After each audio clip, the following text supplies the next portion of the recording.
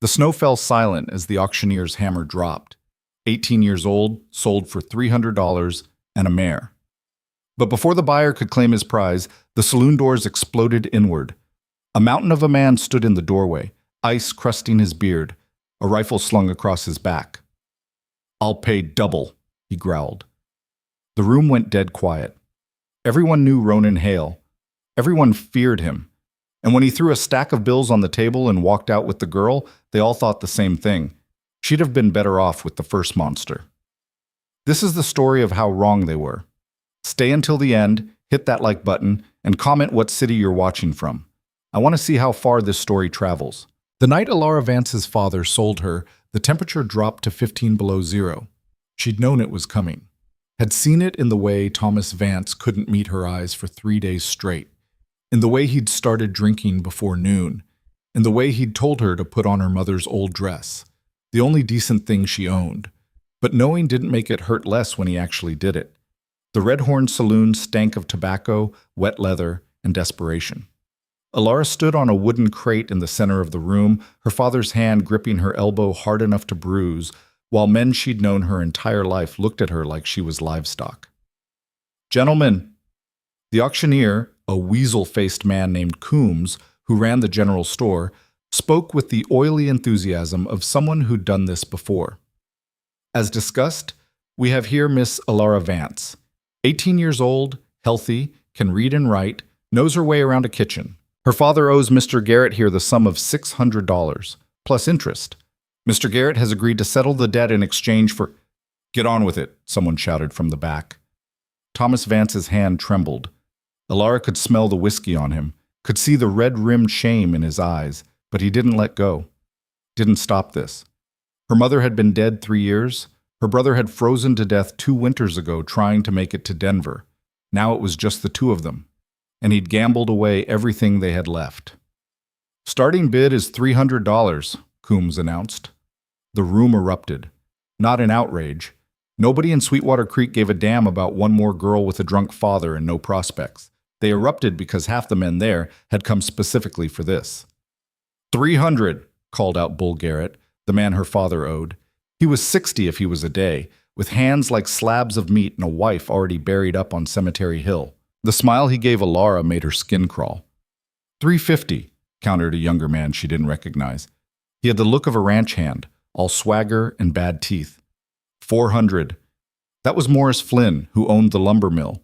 His first wife had run off 5 years ago. Nobody knew where. The bids climbed. Alara stood frozen, her breath coming in short gasps that fogged in the cold air.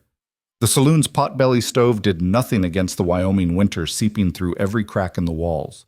She tried to catch her father's eye, tried to find some shred of the man who used to read her stories, who'd taught her to fish in the creek behind their cabin, who'd promised her mother on her deathbed that he'd take care of their girl.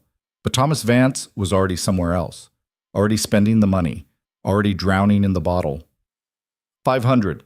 Bull Garrett's voice cut through the noise like an axe through kindling. The room quieted. 500 was serious money. Anyone else? Coombs looked around, eyebrows raised. 500 going once, 550. Morris Flynn wasn't backing down. 600. Bull Garrett slapped the bar. And a mare. 3-year-old Morgan broke to saddle. Flynn shook his head and stepped back. He'd hit his limit. Alara's knees started to shake. She'd heard things about Bull Garrett. Everyone had. His first wife had died in childbirth. His second had lasted 3 months before she'd tried to run. They'd found her frozen solid 10 miles outside of town, heading east with nothing but the clothes on her back. Garrett claimed she'd stolen money from him, said she got what was coming to her. 600 and a horse, Coombs repeated, barely containing his excitement. Going once? Alara's father squeezed her elbow. She didn't look at him. Going twice? This was it. This was how her life ended. 18 years old, and she'd spend whatever remained of them under Bull Garrett's roof, in Bull Garrett's bed, bearing Bull Garrett's children until her body gave out, or she found the courage to run into the snow like his second wife had. The hammer started to fall. The doors exploded inward. The sound was like thunder, like the mountains themselves splitting open. Every head in the saloon whipped toward the entrance. A gust of wind and snow blasted through, and standing in the doorway was the largest man Alara had ever seen. Ronan Hale. Even Alara, who rarely left the cabin, knew that name, knew the stories. Ronan Hale, who lived somewhere up in the high country where no sane person went in winter. Ronan Hale, who'd killed 3 men in a single fight outside a mining camp. Ronan Hale, whose wife had died and left him with 3 wild children nobody had seen in years. He stood at least 6.5 feet tall, shoulders broad enough to fill the doorway, wrapped in furs and leather that made him look like something out of an old folk tale. Ice crusted his dark beard. A rifle hung across his back, and a hunting knife the size of Alar's forearm sat at his hip. His eyes swept the room once, cold and pale as winter itself. "I'll pay double," he said. His voice wasn't loud. Didn't need to be. The entire saloon had gone silent. Bull Garrett found his courage first. "This is a private sale, Hale. You weren't invited." Ronan Hale didn't even look at him. He walked straight to the bar, pulled out a leather pouch, and dumped it in front of Coombs. Gold coins spilled across the scarred wood, glinting in the lamplight. $1,200, Ronan said. "And you can keep your damn horse, Garrett." Coombs stared at the gold like he'd never seen money before. That's... Mr. Garrett has already... Mr. Garrett can get in line behind everyone else I don't give a shit about." Ronan's pale eyes finally shifted to Bull Garrett. Unless he wants to contest it. The temperature in the room dropped another 10 degrees. Bull Garrett was a hard man. Mean. Used to getting what he wanted. But even he wasn't stupid enough to challenge Ronan Hale over a girl. He stood there for a long moment, jaw working, fists clenched. Then he spat on the floor and shoved his way toward the door. "Sold," Coombs squeaked, snatching up the gold before anyone could change their minds. Alara's father let go of her elbow, just like that, $1,200 richer, and he couldn't even look at her. He grabbed the pouch Coombs handed him and disappeared into the crowd. Ronan Hale turned to face her for the first time. Up close, he was terrifying. Scars cut through his left eyebrow and across his cheekbone. His hands were huge, knuckles scarred and split from cold and violence. He smelled like pine smoke and leather and the deep wilderness. This was a man who'd survived things that killed other men. This was a man who could break her in half without trying. "Can you walk?" he asked. She nodded, not trusting her voice. "Then get off that box." She stepped down on shaking legs. The room was still silent, everyone watching. Ronan pulled off the heavy fur-lined coat he wore over his other layers and held it out to her. "Put this on. It's cold." She stared at the coat, at him. This didn't make sense. Men didn't. Nobody just... "I ain't gonna ask twice." She took the coat. It was still warm from his body, and it swallowed her completely when she pulled it on. It smelled like him, like survival. Ronan turned toward the door. "Let's go." "Wait." Her voice came out barely above a whisper. "Where are we going?" He looked back at her, and for just a second, something that might have been amusement crossed his face. "You just got bought, girl. Where do you think?" Then he walked out into the storm. Alara stood there for 3 heartbeats, drowning in a coat that wasn't hers, surrounded by men who'd just watched her get sold like furniture. She could stay here, could run, could throw herself on someone's mercy and beg for help. But she'd been in Sweetwater Creek her whole life. She knew exactly how much mercy lived in this town. She followed Ronan Hale into the night. The cold hit her like a fist. The wind howled through the street, driving snow into her face hard enough to sting. She could barely see 5 feet in front of her. Ronan was already a dark shape ahead, moving through the storm like it was nothing. "Wait!" She struggled after him, the coat dragging in the snow. He didn't slow down. She half ran, half stumbled after him, her mother's thin dress shoes soaking through immediately. Her feet went numb. The wind cut through everything. This was how you died in Wyoming. This was how... Ronan stopped next to a massive horse tied outside the saloon. The animal was a beast, black as midnight, with a thick winter coat and an expression that suggested it would bite, given half a chance. He swung up into the saddle like he weighed nothing, then reached down. "Give me your hand." She stared up at him, at the horse, at the storm. "Now, girl, unless you want to freeze to death in the street." She grabbed his hand. He hauled her up behind him with terrifying ease, settling her sideways on the horse's rump. The animal snorted, but didn't move. "Hold on to me," Ronan said. "Don't let go. If you fall off, I might not notice until spring." She wrapped her arms around his waist, feeling the solid bulk of him through his remaining layers. He kicked the horse forward, and they plunged into the storm. The ride was a nightmare. Alara had never been on a horse before, had no idea how anyone stayed on with the animal moving beneath her and the wind trying to tear her off and the cold seeping into her bones. She buried her face against Ronan's back and held on with everything she had. Time stopped meaning anything. There was only the storm, the horse's movement, the iron-hard body she clung to. Her hands went numb. Then her arms. She couldn't feel her feet at all. The world became a white roar of wind and snow and cold so deep it made her teeth ache. She started to understand why Bull Garrett's second wife had only made it 10 miles. Then the horse stopped. Ronan dismounted and pulled her down after him. Her legs gave out immediately. He caught her before she hit the ground. "Inside," he said, and half carried her through a door she couldn't see. Warmth. Blessed, beautiful warmth. Alara's eyes adjusted slowly. They were in a cabin. Not large, but solid, with a fire roaring in a stone fireplace that took up half of one wall. Furs covered the floor. Rifles hung on the walls. The place smelled like wood smoke and cooking meat.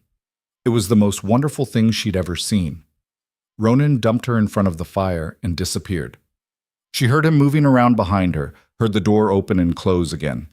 She tried to get her frozen fingers to work, to pull off the wet shoes, to do something other than shake. He came back and thrust a tin cup at her. "Drink." She took it with both hands. The liquid inside was hot and bitter and made her throat burn, but warmth spread through her chest. Coffee, she realized. Strong enough to strip paint. Ronan crouched down and started unlacing her shoes without asking permission. His hands were gentle despite their size, efficient. He pulled off her wet shoes and stockings and examined her feet with a clinical eye. "No frostbite," he said. "You're lucky." He stood and walked to a trunk against the wall, rummaged around, came back with thick wool socks. "Put these on, and those wet clothes need to come off before you catch pneumonia." Heat flooded her face that had nothing to do with the fire.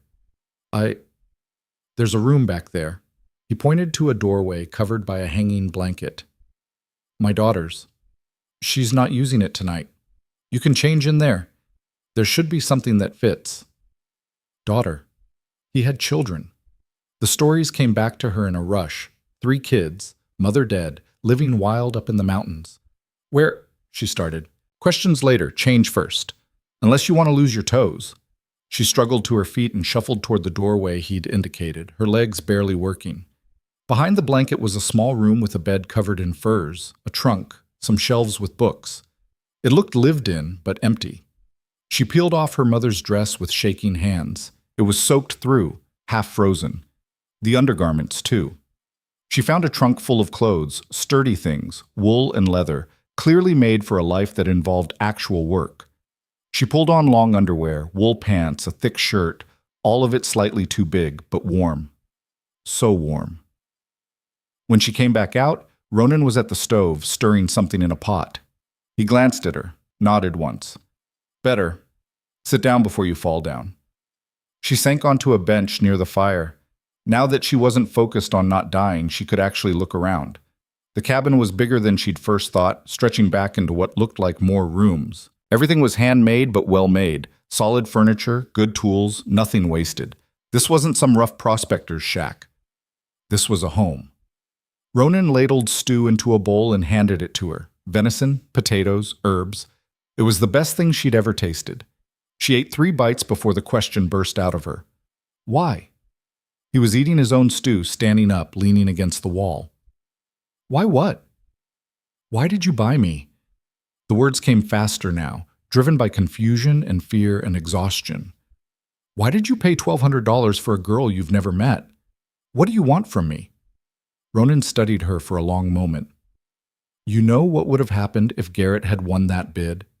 She looked down at her stew. "Yeah, you know."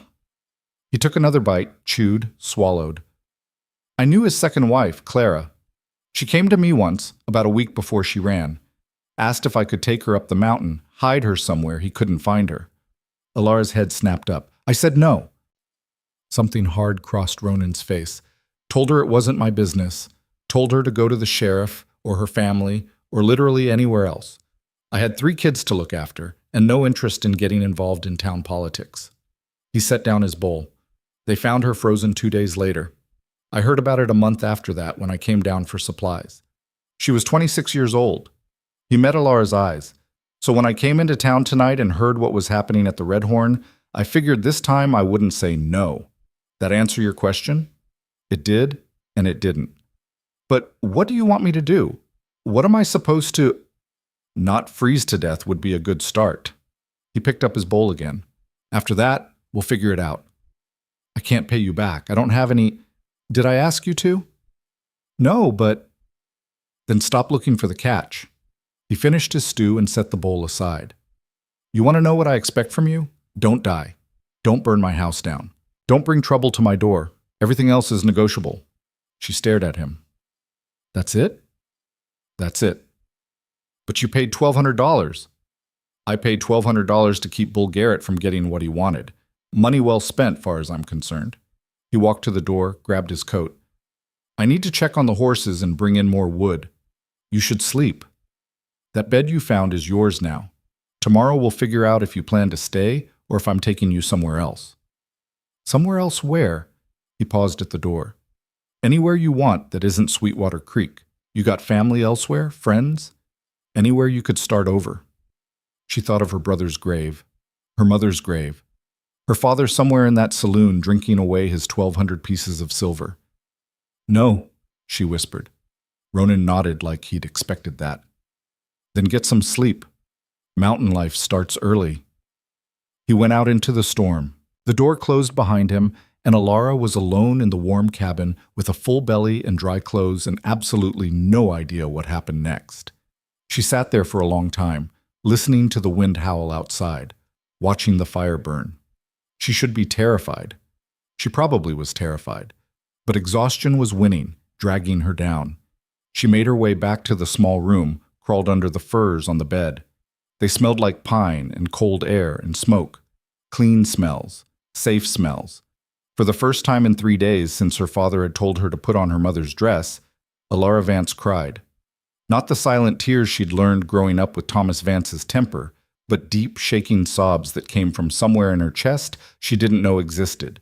She cried for her mother, for her brother, for the girl who'd been sold in a saloon, for Clara Garrett, frozen in the snow. And then, finally, she slept. She woke to voices, young voices, arguing. Don't care what Pa says, she's not staying. You don't get to decide that. She's probably a thief, or worse. Why else would she? Alara opened her eyes. Dawn light filtered through a gap in the wooden shutters. She was still in the small room, still buried in furs, still wearing borrowed clothes. For one blissful second, she thought maybe last night had been a nightmare. Then the voices got louder. She got up, every muscle protesting, and pushed aside the blanket covering the doorway. 3 kids stood in the main room, mid-argument. They froze when they saw her. The oldest was a boy, maybe 15, tall and rangy with his father's dark hair and the kind of hostile expression that suggested he'd like nothing better than to throw her out into the snow. Next to him stood a girl, 13 or so, with long brown hair in a braid and her father's pale eyes. She looked wary, but curious. The smallest was another boy, maybe 8, half hidden behind his siblings. Nobody spoke for a long moment. You're the girl Pa bought, the oldest boy finally said. It wasn't a question. I'm Alara, she said, because it seemed important to establish that she had a name. I'm Finn. The boy jerked his chin at his siblings. That's Mara and Cole, and you're not staying. Finn, Mara started. She's not. Finn crossed his arms. We don't need some town girl up here. She'll last a week, maybe 2, then she'll run crying back to whatever hole she came from. Your father paid for me to be here, Alara said quietly. She didn't know where the words came from. Maybe the same place that had made her follow Ronan into the storm instead of staying in that saloon. So I think that's his decision, not yours. Finn's expression went dark. My father makes a lot of decisions. doesn't mean they're all good ones. The door opened. Ronan came in carrying an armload of wood dusted with fresh snow. He took in the scene, his 3 children facing off against Alara, and sighed. "Coffee's on," he said, dumping the wood next to the fireplace. "If you're all done posturing." "Pa, you can't seriously expect," Finn started. "I expect you to mind your manners, and remember I didn't raise you in a barn." Ronan's voice didn't rise, but Finn's mouth snapped shut. "Alara's staying. How long is up to her? You 3 will treat her with respect. Clear?" Mara nodded immediately. Cole, the youngest, just stared.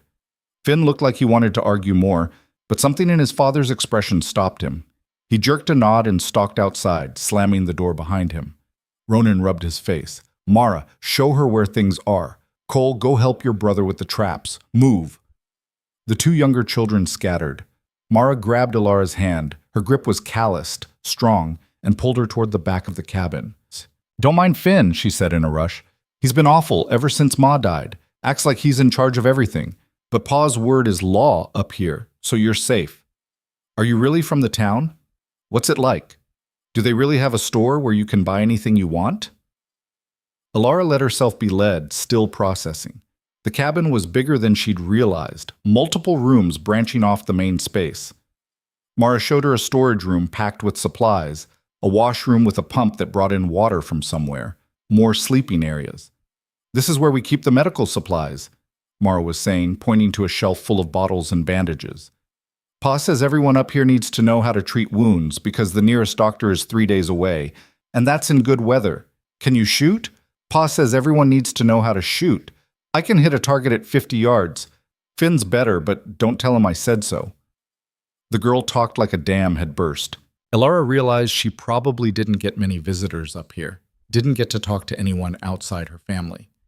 "And this is where we cure the meat, and this is where we keep the ammunition. Pa's real particular about that. You have to ask before you take any. And this is the root cellar where we store everything for winter. And..." By the time Mara ran out of steam, Alara's head was spinning. This wasn't a cabin. This was a fortress, a self-sufficient operation designed to survive months cut off from the rest of the world. "How long have you lived up here?" Alara asked. Mara's smile faded. 4 years, since Ma died. Pa says it's safer up here. Says the mountains don't lie to you." "Do you ever go down to town?" "Sometimes. Not often. Finn goes more. He likes it down there, likes the people. Me and Cole, we don't remember much from before." She looked at Alara with those pale eyes so like her father's. "Do you miss it? The town?" Alara thought about the Red Horn Saloon, about her father's hand on her elbow, about Bull Garrett's smile. "No," she said. "I don't miss it at all, Mom." The first week was hell. Not because Ronan was cruel, he wasn't. Not because the children were openly hostile. Well, Finn was. But Mara and Cole warmed up quick. It was hell because Alara had no idea how to survive in the mountains, and the mountains didn't care. The cold was relentless. Even inside the cabin, even with the fire roaring, there was a bone-deep chill that never quite went away. Outside was worse. The kind of cold that made your lungs burn, that turned your breath to ice in your chest. Ronan put her to work immediately. "Can't have idle hands up here," he said the first morning. "Winter's the most dangerous time. You want to stay, you learn to pull your weight." He started her on simple things, hauling water from the pump, splitting kindling, helping Mara with the cooking. But even simple things were hard when you'd spent 18 years in a town doing nothing more strenuous than sweeping floors. Her hands blistered, her back ached, her muscles screamed. Finn watched her struggle with barely concealed satisfaction. "Told you she wouldn't last," he muttered to Mara on the 3rd day, loud enough for Alara to hear. She gritted her teeth and kept working. On the 4th day, Ronan took her outside to teach her to shoot. "Finn's right about one thing," he said, handing her a rifle that weighed as much as a small child. "You probably won't last up here, but if you're going to try, you need to be able to defend yourself." The rifle felt alien in her hands, dangerous, wrong. "It's just a tool," Ronan said, reading her expression, "like an axe or a hammer. Respect it, but don't fear it." He showed her how to hold it, how to sight down the barrel, how to breathe before pulling the trigger. The first shot nearly knocked her on her ass. The recoil slammed into her shoulder hard enough to leave a bruise, and the noise was like the end of the world. She missed the target by 3 feet. Again, Ronan said. She shot until her shoulder was one giant bruise, until her ears rang, until she could barely lift the rifle. She hit the target exactly twice. Finn, watching from the porch, hit it 20 times out of 20. That night, Alara lay in her bed and seriously considered leaving, just walking out into the snow and taking her chances. At least then she wouldn't have to see Finn's smug face every morning, wouldn't have to feel Ronan's disappointment when she failed at yet another basic task. But where would she go? Back to Sweetwater Creek? Back to her father? Back to men like Bull Garrett? She thought of Clara Garrett, frozen in the snow. She stayed. The second week was worse. Ronan decided she needed to learn to handle the animals. They had horses, chickens, 2 goats. All of them seemed to know she was afraid. The big black horse, Midnight, Ronan called him, tried to bite her every time she got close. The chickens scattered when she entered the coop. The goats headbutted her into a snowdrift. They can smell fear, Mara said helpfully, watching Alara pick herself up from the snow for the 3rd time. You have to show them you're not scared. I am scared, Alara muttered, brushing snow off her borrowed coat. Then fake it better. Even Cole, shy little Cole who barely spoke, was more competent than she was. She watched him climb onto Midnight without hesitation, watched him gather eggs with quick, confident movements, watched him do things she was still struggling with. She was useless, worse than useless. She was a burden. On the 10th day, she burned dinner. It was an accident. She'd been stirring the stew like Mara had shown her, but she'd gotten distracted trying to remember which herbs went in when, and the bottom had scorched. The smell filled the cabin. Acrid. Wrong. Ronan came in from outside, took one whiff, and sighed. It's ruined, Alara said miserably, staring at the pot. Yeah, it is. He peered into the pot, then dumped the whole thing outside. Good thing we've got dried meat. Mara, get the jerky. Finn laughed from his corner. Can't even cook. What good is she? Finn. Ronan's voice could have frozen water. Outside. Now. Father and son stepped out onto the porch. Alara couldn't hear what was said, but when they came back in, Finn wouldn't look at her. His jaw was clenched tight enough to crack teeth. That night, after everyone else had gone to bed, Alara sat by the dying fire and tried not to cry. She was failing at everything. She couldn't shoot, couldn't handle the animals, couldn't even cook without ruining it. You're thinking too loud. She jumped. Ronan had come from his room, silent as a ghost. He sat down across from her. I'm sorry about the stew, she said. I don't care about the stew. Finn's right. I'm useless up here. I don't know why you're wasting your time trying to teach me. Finn's 15 and angry at the world. Don't take your cues from him. Ronan poked at the fire, sending up sparks. You think you're the first person to burn dinner or miss a target? You think any of us were born knowing this? But Cole? Cole's been doing this since he was 4. You've been here 10 days. He looked at her with those pale eyes. You know what I see when I look at you? She shook her head. Someone who hasn't quit. Someone who gets knocked down and gets back up. Someone who's scared shitless but does the work anyway. He stood up. That's worth more than hitting a target, Alara. Up here, stubborn counts for a lot. He went back to his room, leaving her alone with the fire. Stubborn. Yeah, she could do stubborn. The 3rd week, something shifted. Alara stopped trying to do everything perfectly and started focusing on just doing it. She missed shots but loaded faster. She got headbutted by the goat but didn't let go of the feed bucket. She burned another pot but figured out where she'd gone wrong. Slowly, almost imperceptibly, things got easier. Her hands stopped blistering as calluses formed. Her muscles stopped screaming and started strengthening. She learned to read the weather the way Ronan did. A certain quality to the light meant snow coming, a shift in the wind meant a storm. Mara became her shadow, chattering constantly, showing her things, where the best herbs grew in summer, how to read the tracks in the snow, which trees made the best firewood. Even Cole started warming up to her. He didn't talk much, but he'd bring her things, a pretty rock, a shed antler, a bird's nest he'd found, shy offerings from a boy who'd lost his mother too young. Finn remained hostile, but she learned to ignore it. He was grieving. They were all grieving in their own ways. On the 20th day, she hit the target 8 times out of 10. Ronan nodded once. Better. It was the best compliment she'd ever received. On the 23rd day, she made stew without burning it. Not just edible, good. Ronan had 2 bowls, Finn had 3, though he didn't say anything. On the 25th day, Midnight didn't try to bite her when she brought him his feed. And on the 30th day, everything changed. It started with a sound, a scream, high and terrified, coming from outside. Alara was in the cabin with Mara, working on mending clothes. They both froze. Another scream. Cole.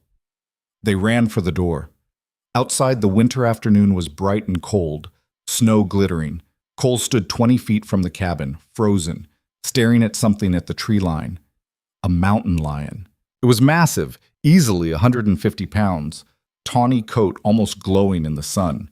It stood between Cole and the cabin, tail lashing, eyes fixed on the boy. "Don't move," Alara heard herself say, her voice surprisingly steady. "Cole, don't move." Where was Ronan? Where was Finn? They'd gone to check the trap lines, wouldn't be back for hours. The lion took a step toward Cole. Everything slowed down. Alara saw it all with crystal clarity. The way the lion's muscles bunched, the way Cole's eyes went wide, the way Mara started to run forward. No time to think. Alara ran back into the cabin, grabbed the rifle by the door, the one Ronan kept loaded, always loaded, for emergencies, and ran back out. The lion was closer to Cole now, 10 feet, 8. Alara raised the rifle. Her hands were shaking. She couldn't get a clear shot, not with Cole so close, not with the animal moving. The lion crouched. She fired. The shot went wide, missing the lion by a foot, but the sound was enough. The animal whirled toward her, snarling, and for one horrible second she thought it would charge, thought she'd die, thought. She chambered another round, muscle memory from weeks of practice taking over. The lion stared at her. She stared back, rifle raised, heart hammering so hard it hurt. "Get out of here," she screamed at it. "Go!" For an eternity, nothing happened.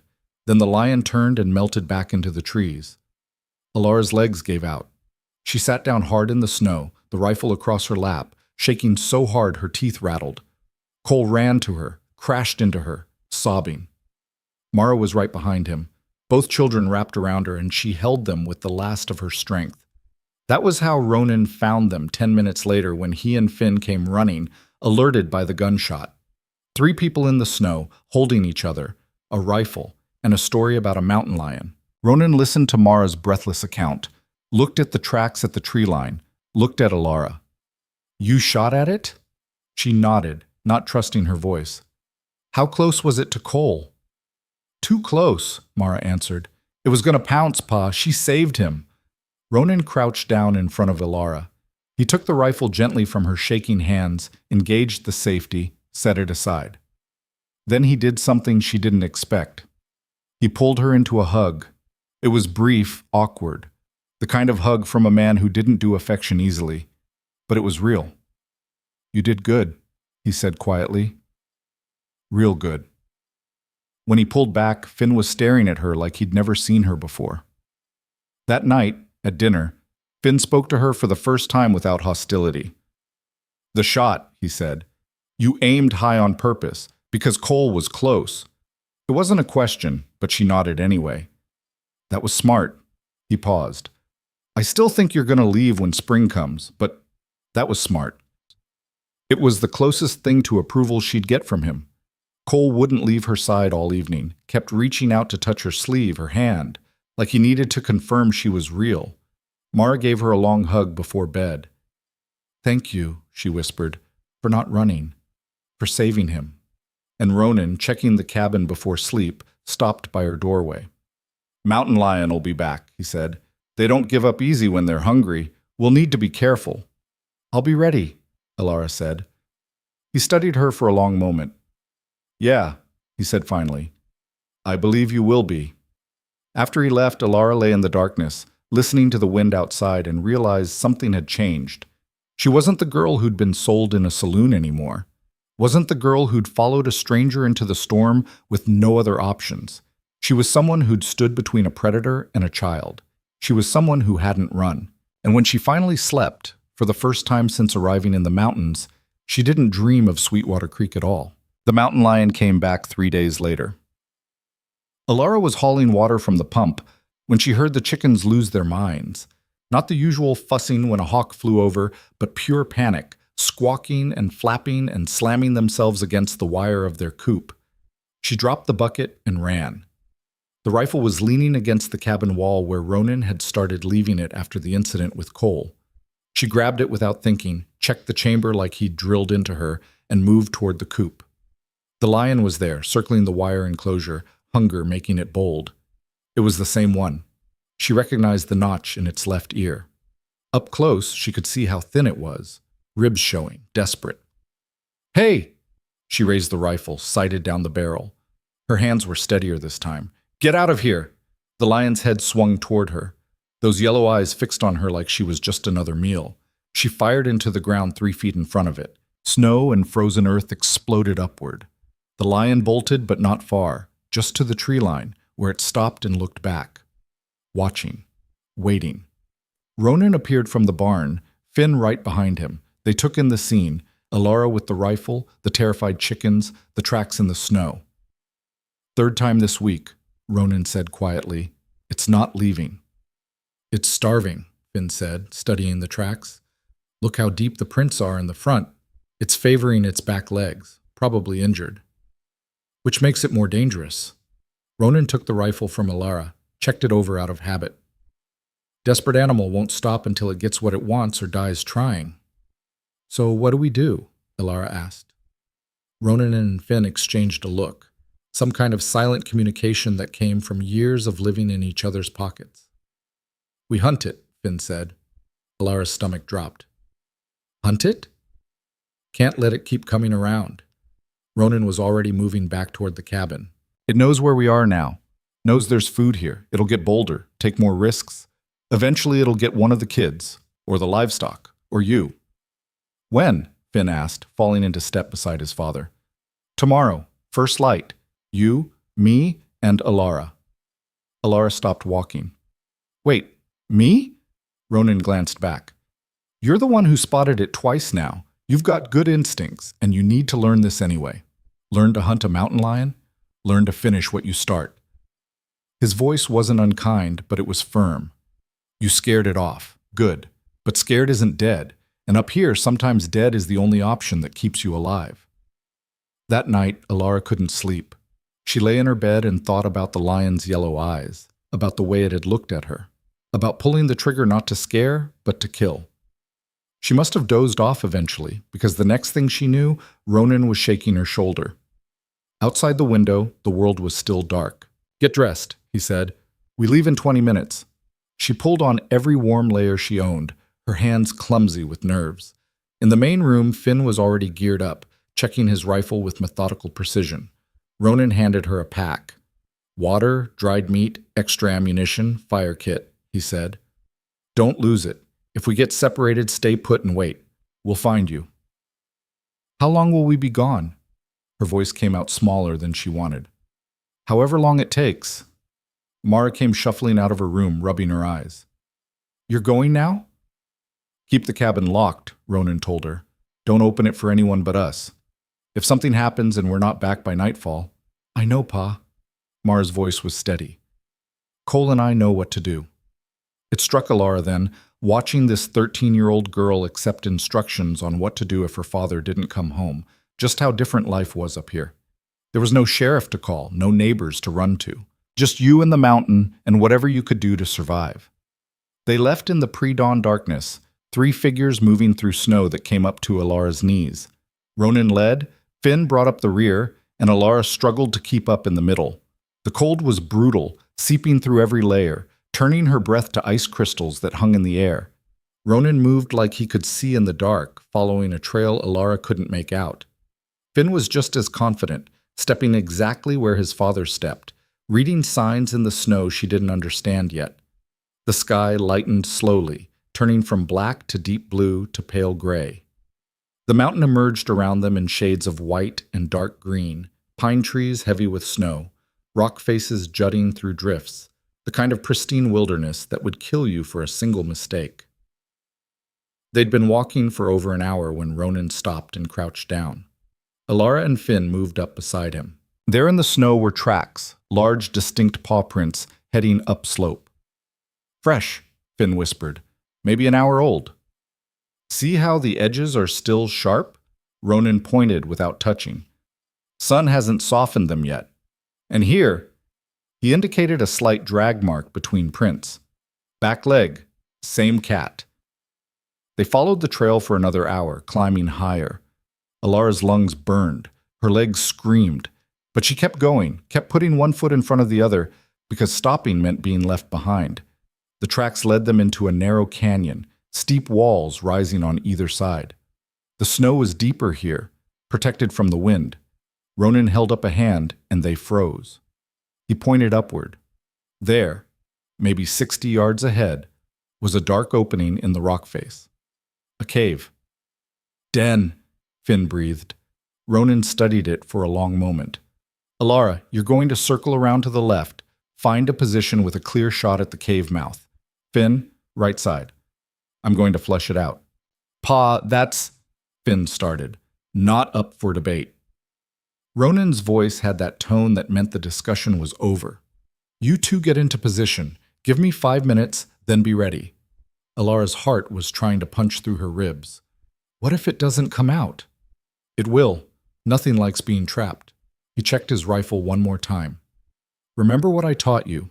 Breathe slow, squeeze, don't pull, and if you get a shot, take it. Don't hesitate. He moved before either of them could argue, working his way toward the cave with the kind of patience that came from years of hunting. Finn touched Alara's arm. Come on, he said quietly. Left side. They split up. Alara climbed over rocks and through snow, trying to move quietly, trying not to think about what was about to happen. She found a spot behind a fallen log that gave her a clear view of the cave entrance and settled in, rifle ready. The minutes crawled by. She could see Finn across the canyon, barely visible behind a boulder. Could see Ronan approaching the cave, moving from cover to cover.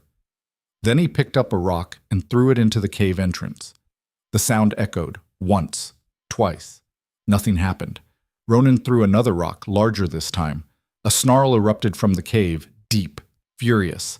The mountain lion exploded out of the darkness, and Alara's breath stopped. It was enormous, bigger than she'd thought. It hit the snow and whirled toward Ronan, who'd already brought his rifle up. The shot cracked across the canyon. The lion screamed, a sound Alara would hear in her nightmares, and stumbled. But it didn't go down. It charged. Ronan fired again. Missed. The lion was too fast, closing the distance, and he was trying to chamber another round. Finn's rifle barked. The lion's front leg collapsed. It went down hard, snarling, trying to get back up. Alara had the rifle to her shoulder, had the lion in her sights. It was wounded, struggling, suffering. She could see the blood staining the snow, could see the desperation in its movements. Her finger was on the trigger. All she had to do was squeeze.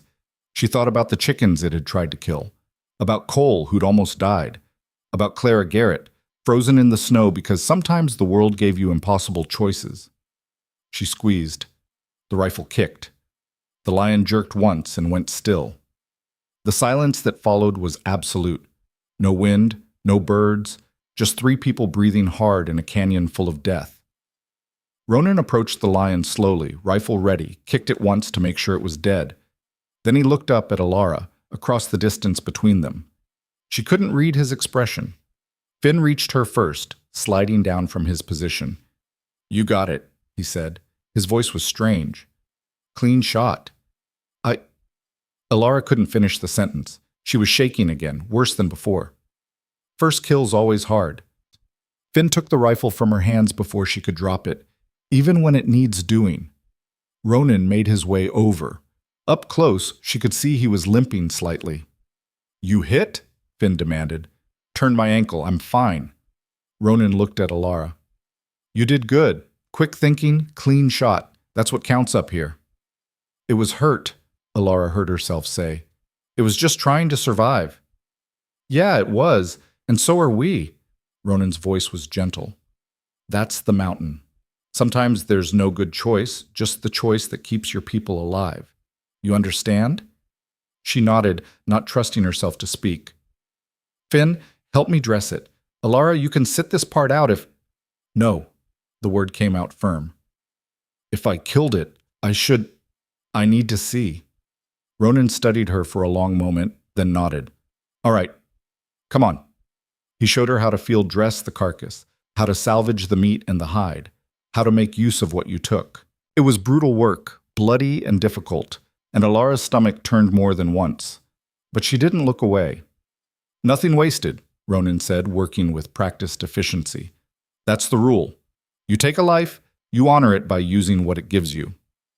The trip back took twice as long, all of them loaded down with meat and hide. Ronan's ankle was worse than he'd admitted. Alara could see him favoring it more and more. But they made it back as the sun was setting, 3 exhausted hunters carrying proof that they'd survived another day. Mara and Cole came running out when they saw them approach. Cole's eyes went wide when he saw the lion pelt. "You got it," he breathed. "You really got it." That night, they ate venison stew and the mood was different. Quieter. Reflective. Finn kept looking at Alara like he was trying to figure something out. "What?" she finally asked. "Nothing. Just, I didn't think you'd actually do it. Pull the trigger, I mean." He paused. "Most townfolk can't." "I'm not most townfolk anymore," she said quietly. Something shifted in Finn's expression. Not quite respect, but close. "No," he agreed. "I guess you're not." The next weeks blurred together.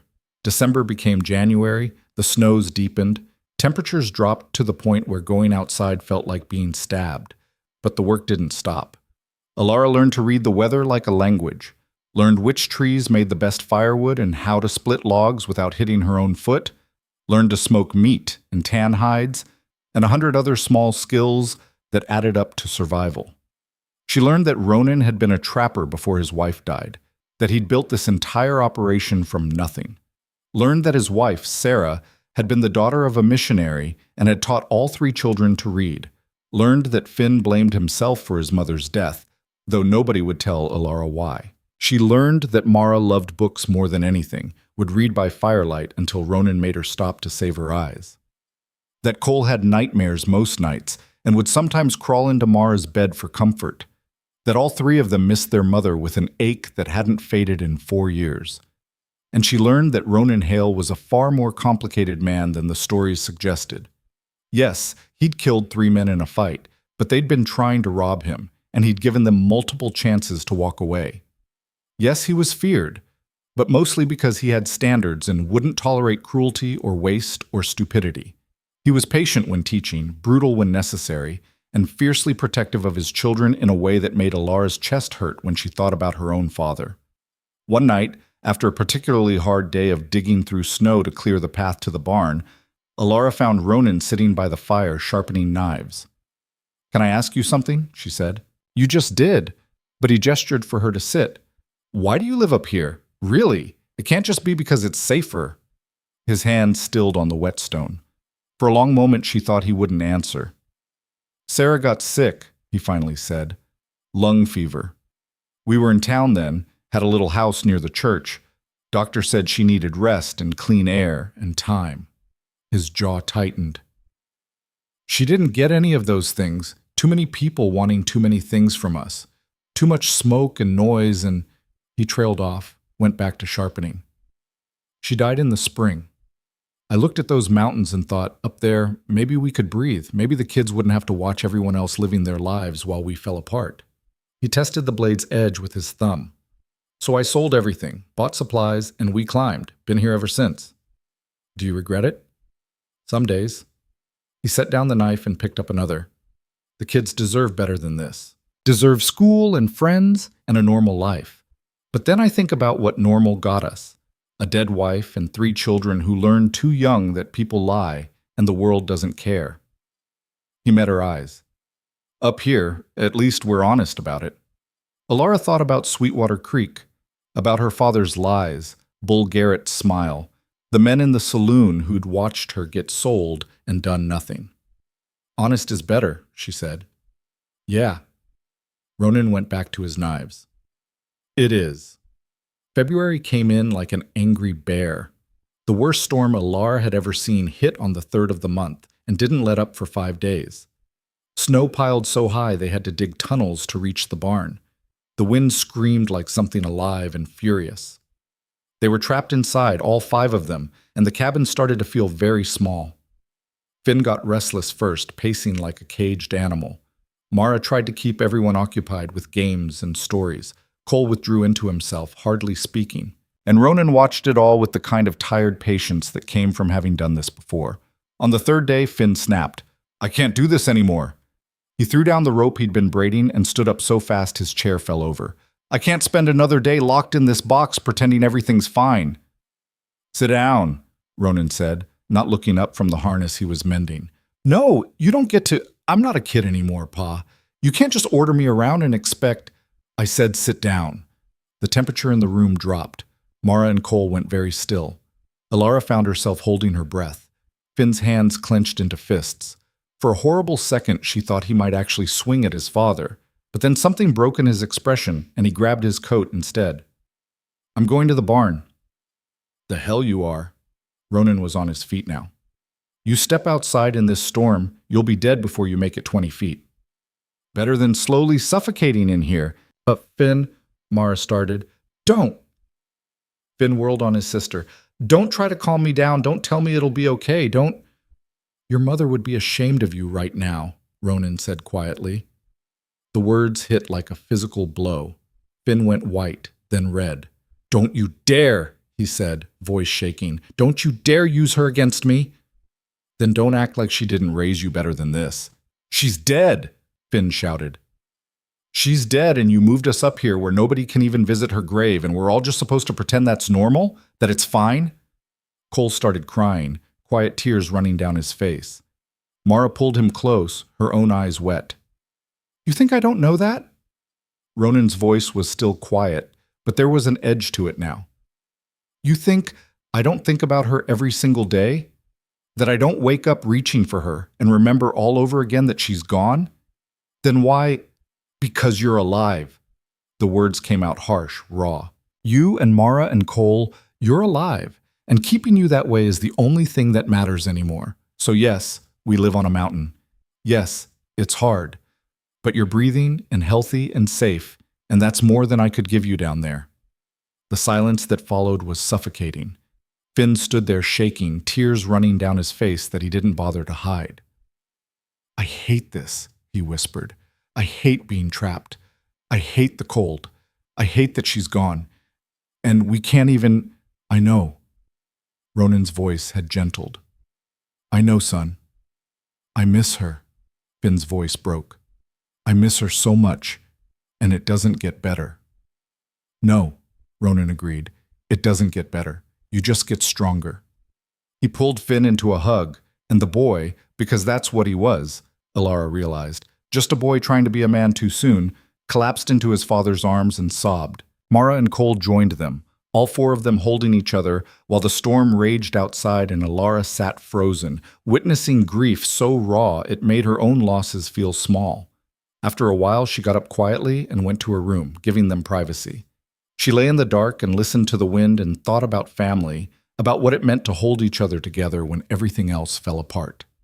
When the storm finally broke on the 6th day, they emerged into a world transformed. Snow had drifted as high as the cabin roof in places. The sky was viciously blue, the sun bright enough to hurt. They dug out in silence, all of them working together. Nobody mentioned the fight, but something had shifted. Finn wasn't quite as hostile. Ronan wasn't quite as distant. And Alara felt for the first time like maybe she wasn't just staying here out of necessity. Maybe she was actually becoming part of something.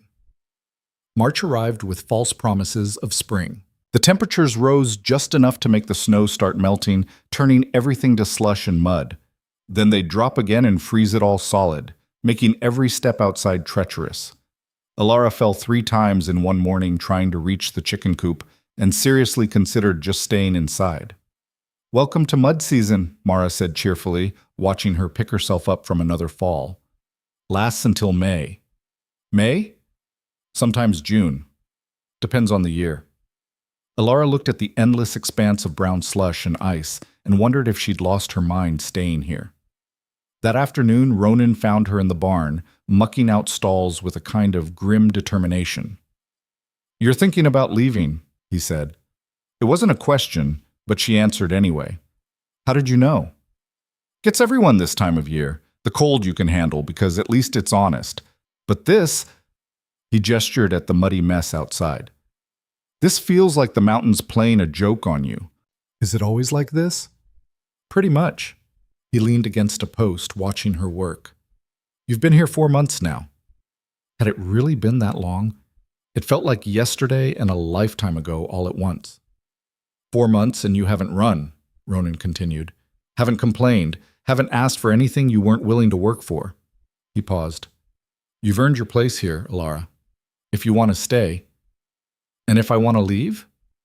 "Then I'll take you down the mountain soon as the pass is clear. Get you settled somewhere with actual opportunities. Maybe Denver, maybe California, wherever you want to go." She stopped shoveling and looked at him. "You'd do that?" "I didn't bring you here to trap you. You stay because you want to, or you don't stay at all." Alara thought about Denver, California, places she'd heard about but never seen. Places where girls her age wore nice dresses and went to dances and had futures that didn't involve freezing half to death or hunting mountain lions. Then she thought about Mara's chattering, Cole's shy smiles, even Finn's grudging acceptance. Thought about sitting by the fire with Ronan, learning the 1,000 small things that added up to surviving up here. Thought about the person she'd been 4 months ago, helpless, scared, owned, and the person she was becoming. "I'll think about it," she said. Ronan nodded like he'd expected that answer. "Fair enough. Just let me know before the pass is clear." He left her to her work, and Alara stood there in the muddy barn wondering what the hell she actually wanted. The answer came 2 weeks later, sudden and violent. It was early evening. Alara was helping Mara with dinner while the boys were outside dealing with something in the barn. The cabin was warm, filled with the smell of cooking meat and bread, almost peaceful. Then Midnight started screaming. Not just whinnying, horses don't scream unless something's very wrong. This was pure terror, the sound an animal makes when it knows it's about to die. They all ran outside. The barn door was hanging open. Inside, chaos, the horses rearing and kicking, the chickens going insane, and Finn on the ground, blood streaming from a gash on his head, trying to get up. Above him, backed into a corner by Ronan, who had a pitchfork, was the biggest bear Alara had ever seen. Later, Ronan would explain that it had woken early from hibernation, starving and angry, looking for easy food. That breaking into barns was common this time of year. That they'd been lucky it was just a black bear, not a grizzly. But in the moment, all Alara saw was Finn bleeding and Ronan standing between his son and 1,000 pounds of hungry predator, and there wasn't time to think. She grabbed the rifle by the door and ran into the barn. "Get back!" Ronan shouted without taking his eyes off the bear. She didn't listen. She circled around, trying to get an angle that wouldn't risk hitting Ronan or the horses. The bear saw her, swung its massive head, growled. "Alara, get out of here!" The bear charged. She fired. The shot took it in the shoulder, spinning it around. It roared, a sound that rattled her bones, and turned toward her. She chambered another round. Fired again. Missed. The bear was closing fast. She couldn't get another shot off in time, couldn't... Ronan's pitchfork caught it in the side. The bear twisted, snarling, and Ronan drove it deeper, using the leverage to push the animal toward the open barn door. Alara fired a third time. This one hit center mass. The bear staggered. "Again!" Ronan yelled. She fired until the rifle clicked empty, and somewhere in that barrage the bear went down and didn't get back up. The barn went quiet except for the panicked sounds of the animals, and all of them breathing hard. Finn groaned. Ronan dropped the pitchfork and went to his son, checked the head wound. "You're okay," he said, voice steady despite the blood. "Just a knock." "You're okay." Mara appeared in the doorway with Cole behind her, both of them pale. "Is it dead?"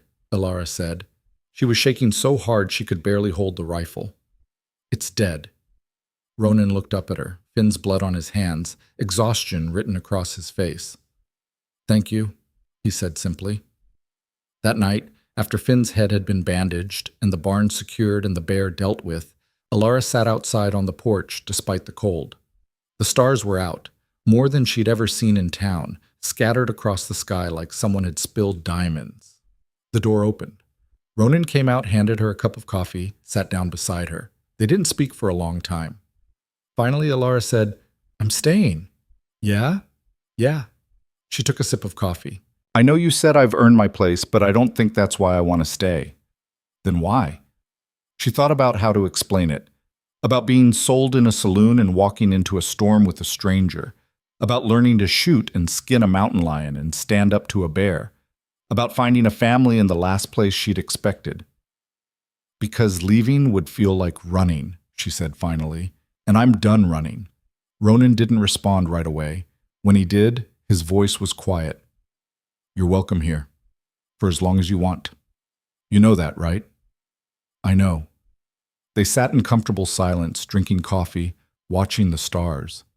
And Alara thought about the girl who'd stood on that crate 4 months ago, terrified and alone, and felt like she was looking at a stranger. That girl was gone. In her place was someone harder, stronger, someone who could face down predators and survive the brutal honesty of the mountain. Someone who'd chosen to stay not because she had no other options, but because this impossible, difficult, beautiful life was the one she wanted. Spring came slowly to the mountains, reluctant and mean. The snow melted in patches, revealing brown grass and mud that sucked at your boots. Ice broke up in the streams with sounds like gunshots. And with the thaw came something Alara hadn't expected. Visitors. The first was a trapper named Webb, an old friend of Ronan's who showed up one afternoon in late April, leading a mule loaded with furs. He was ancient, weathered as old leather, with a beard that hung to his chest and eyes that had seen too much. Heard you took in a girl from town, he said, settling onto the porch with a cup of coffee. Thought I'd come see if the rumors were true. Rumors travel fast, Ronan said. Rumors are all we got up here. Webb studied Alara where she was working on tanning a deer hide Finn had brought in. That her? That's her, Webb grunted. She know what she's gotten herself into? She's still here, isn't she? The old man laughed, a sound like rocks tumbling. Fair point. He raised his voice slightly. Girl, you got a name? Alara looked up from her work. Alara? You happy up here, Alara? She thought about lying, giving the expected answer, but something about Webb's eyes, they reminded her of Ronan's, that same brutal honesty, made her tell the truth. I don't know if happy is the right word, she said, but I'm alive, and I'm free. That's more than I had before. Webb nodded slowly. That'll do. That'll do just fine. He stayed for dinner, trading news from the territory. There'd been a bad winter across the Rockies. Several mining camps had been abandoned. The railroad was pushing further west. And in Sweetwater Creek, Bull Garrett had married again, some widow woman from Cheyenne. Alara felt nothing hearing that. The news seemed to belong to a different world, a different life. What caught her attention was what Webb said next. Heard Thomas Vance died, he mentioned casually, like he was discussing the weather. Froze to death outside the Red Horn. Drunk, wandered off into the snow. They found him 2 days later. The hide slipped from Alara's hands. When? The word came out steady, which surprised her. February, maybe early March. Webb looked at her with something that might have been sympathy. You knew him? He was my father. The table went quiet. Even Cole stopped eating. Ah! Webb cleared his throat. My condolences. Alara picked up the hide, went back to working it. Her hands knew what to do even if her mind was somewhere else. Don't be. He sold me to pay his debts. Whatever happened to him after that was his own doing. She felt Ronan's eyes on her but didn't look up. Later, after Webb had settled into the barn for the night and the children were asleep, Ronan found her outside again. It was becoming their spot. The porch, the stars, the silence. You all right? He asked. I don't know what I am. She stared at the dark shapes of the mountains against the sky. I should feel something, shouldn't I? Sad or angry or something, but it's just empty. He stopped being your father the night he put you on that crate. I know. But he wasn't always like that. Before my mother died, before my brother, he used to be different. He used to read me stories. Her voice cracked. And now he's dead, and all I can think is at least he can't hurt anyone else. That's not wrong, Ronan said quietly. Grief isn't always tears. Sometimes it's just relief that it's over. They sat in silence for a while. You never told me how your wife died, Ilara said eventually. She felt him go still beside her. For a long moment she thought he wouldn't answer, had pushed too far. Then he spoke, his voice rough. Lung fever, like I said. But that's not what killed her. He paused. She was sick for weeks, getting worse. I wanted to take her to a real doctor, in Denver maybe, but she wouldn't go. Said we couldn't afford it, said she'd be fine, said... He stopped, started again. She was stubborn, like someone else I know. Despite everything, Ilara almost smiled. By the time she admitted she needed help, it was too late. The fever had settled in too deep. She died 3 days later, in that house in town, with me holding her hand and promising her the kids would be okay. His hands clenched. I've kept a lot of promises in my life. That's the only one that matters.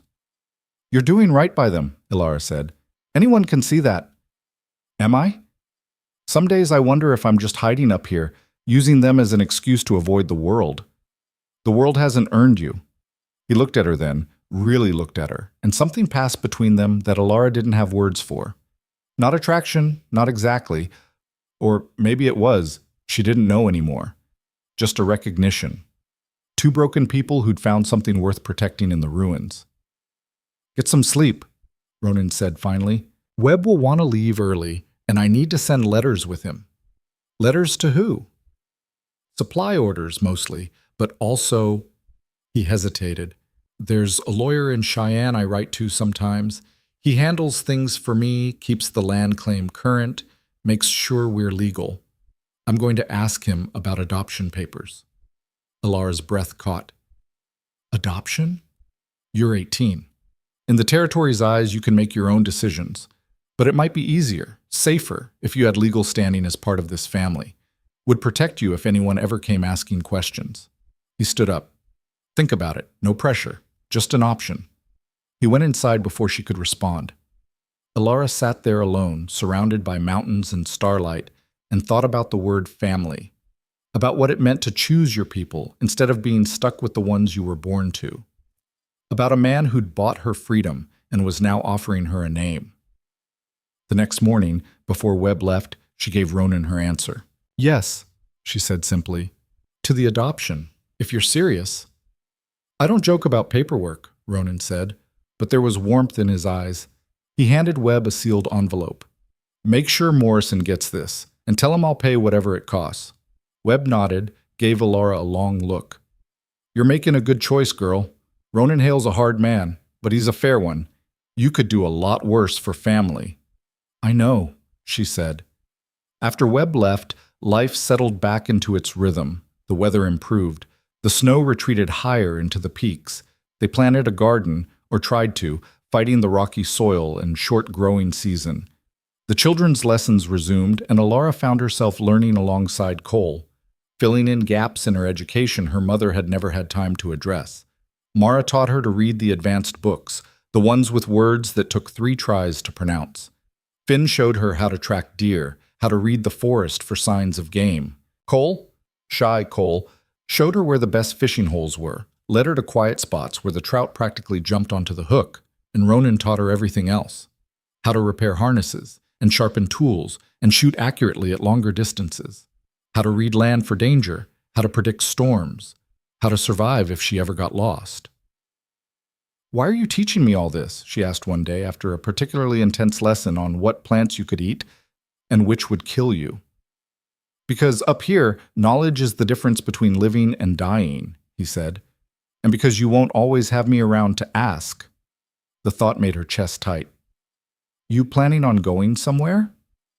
I'm planning on you being able to survive without me. That's what good teaching is. He handed her a plant with small white flowers. Now, what's this one? Yarrow. Stops bleeding. Makes tea for fevers. Good. And this? Water hemlock. Don't touch it. Don't eat it. Don't even look at it funny. He almost smiled. You're learning. June came, and with it, real warmth. The high meadows exploded with wildflowers. The garden actually started producing, and Alara realized she'd been on the mountain for 6 months. She marked the occasion alone, sitting on a rock overlooking the valley, thinking about the girl who'd followed Ronan into that storm. That girl seemed like a stranger now, weak, scared, lost. The woman sitting on this rock was none of those things. She heard footsteps behind her but didn't turn. She knew Ronan's walk by now, the slight hitch from that old ankle injury. "Thinking too loud again," he said, settling beside her. "Just thinking about how much has changed. You've come far." He was quiet for a moment. "Morrison sent word. The adoption papers are ready. Just need to come down and sign them official." "When?" "Whenever you want. We need to go to town anyway for supplies." Could make a trip of it, few days maybe. Town. Sweetwater Creek, the place she'd fled from 6 months ago. "Do I have to?" The question came out smaller than she intended. "No, I can sign on your behalf if you'd rather. But," he looked at her, "might do you good to face it. Let them see what you've become. Let yourself see what you left behind." She thought about that. About walking into Sweetwater Creek not as property, not as Thomas Vance's daughter, but as Alara Hale, as someone who'd survived the mountain. "Okay," she said. "Let's go." They left a week later, Ronan, Alara, and Finn. Mara and Cole stayed behind to watch the homestead. The journey down took 2 days, camping rough on the trail, and every mile felt like going backward in time. When they finally rode into Sweetwater Creek on a bright July morning, Alara's stomach was in knots. The town looked smaller than she remembered, dirtier. The buildings seemed to lean against each other like drunks. The street was all mud and horse shit. This was the place she'd been so scared to leave? People stared as they rode past. She heard whispers, saw fingers pointing. There was Bull Garrett outside the general store, his new wife on his arm, a nervous-looking woman who kept her eyes down. He saw Alara and his face went red. "You," he said, stepping into the street. "You got some nerve showing your face here." Ronan reined in midnight but didn't dismount. "We're just passing through, Garrett. Got business at the lawyer's office." "Business," Garrett spat. "That girl belongs to me. I paid for her fair and square before you." "You paid for nothing." Ronan's voice could have frozen water. "I outbid you. That's how auctions work. You stole my—" "Watch your next words real careful." Ronan shifted in his saddle, and suddenly the rifle across his back seemed a lot more prominent. "That girl's name is Alara Hale. She's my legal daughter as of about 10 minutes from now. And if you've got a problem with that, we can settle it however you want." The street had gone quiet. Garrett looked at Ronan, at the rifle, at Finn, who'd casually moved his hand to his own weapon. Whatever he saw made him step back. "Ain't worth it," he muttered, and grabbed his wife's arm, dragged her toward the store. Alara let out a breath she didn't know she'd been holding. They found Morrison's office, a small building near the church. The lawyer was a tidy man with spectacles and ink-stained fingers. He had the papers ready, explained everything in detail. All Alara had to do was sign. She looked at the line where her new name would go. Alara Hale.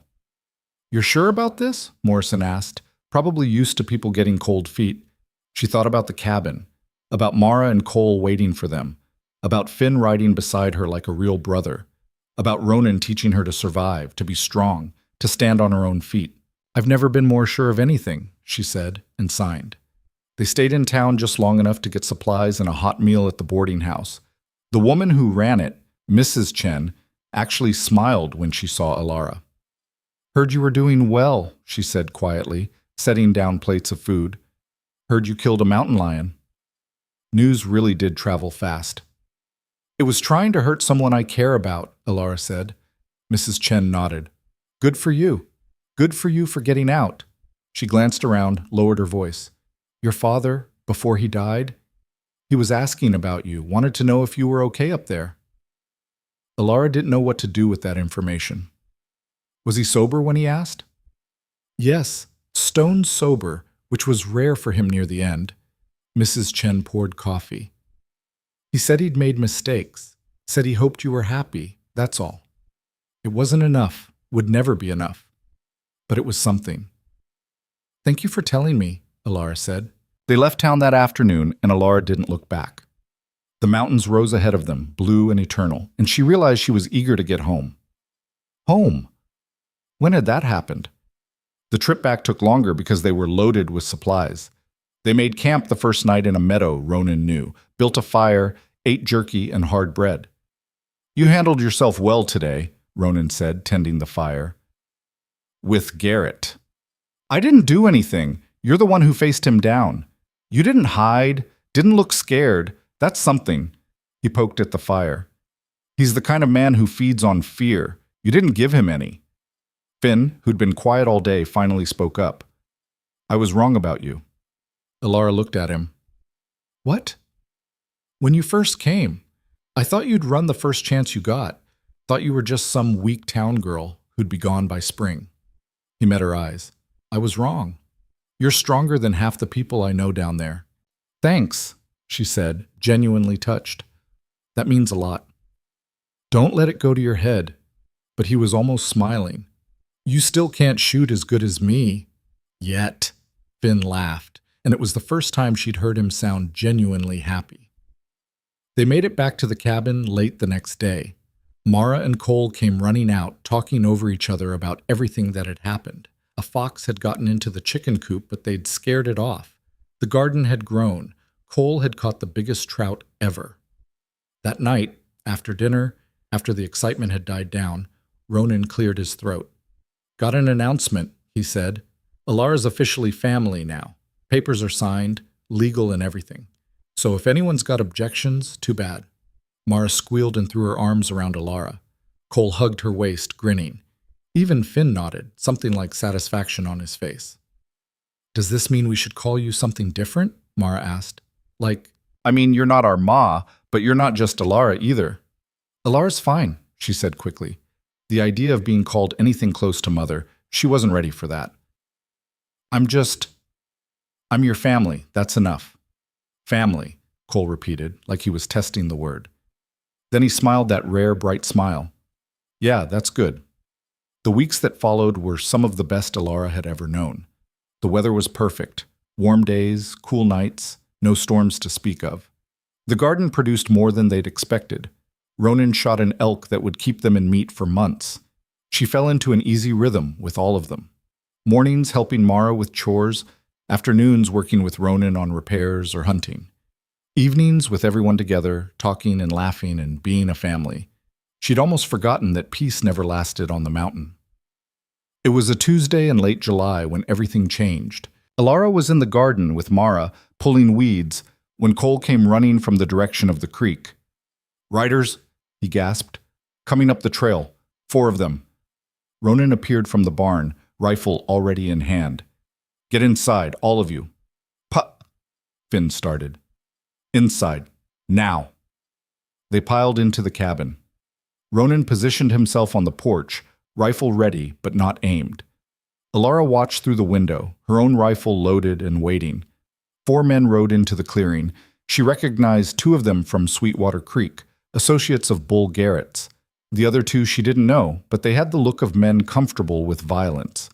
The leader, a scarred man named Pike, reined in his horse. "Ronan Hale. Been a while." "Not long enough." Ronan's voice was flat. "State your business." "We're looking for a girl. Alara Vance. Heard she might be up here." "No one here by that name." "Now, Ronan, don't play games. We know you took her from town. We're here to bring her back." Bring her back to what? She's got no family down there." Pike smiled, and it was ugly. "She's got debts. Her father owed money to a lot of people before he died. Someone's got to pay those debts. That's not how the law works. It's how it works in Sweetwater Creek." Pike leaned forward in his saddle. "Now you can make this easy and hand her over, or we can make it hard. Your choice." Inside, Alara felt cold wash over her. This was it. This was men like Bull Garrett refusing to let go, finding a new excuse to claim what they thought they owned. "She's not going anywhere," Ronan said. "And neither are you unless you want trouble." "Trouble?" Pike laughed. "There's 4 of us and 1 of you, old man. I don't think—" The sound of a rifle being cocked came from the cabin window, then another from the barn where Finn had positioned himself. Pike's eyes widened slightly. "Seems like the numbers aren't quite what you thought," Ronan said calmly. Now I'm going to say this once. There is no Alara Vance. There's Alara Hale, my legal daughter, and she's under my protection. You want her, you go through me, and my sons, and anyone else who lives on this mountain and knows better than to let scum like you ride in making demands. Pike's hand moved toward his gun, fast. But Ronan was faster. The rifle came up and the shot cracked across the clearing, kicking up dirt 6 inches from Pike's horse's hooves. The animal reared, nearly throwing its rider. "Next one goes through your chest," Ronan said, already chambering another round. "Your move." For a long moment, nobody breathed. Then one of Pike's men, smarter than the others, spoke up. "This ain't worth dying over. Let's go." Pike looked like he wanted to argue, but 3 rifles pointed at him from different angles made a convincing argument. He jerked his horse around. "This isn't over," he called back. "Garrett's got friends. You can't protect her forever." "Don't need forever," Ronan said. "Just need today." They watched the 4 men ride out, waited until they were specks in the distance. Alara came out onto the porch, legs shaking. "They'll come back." "Yeah," Ronan lowered his rifle. "They will. Men like that don't give up easy." "What do we do?" He looked at her, and she saw something in his eyes she'd never seen before. Fear. Not for himself. For her. "We prepare," he said.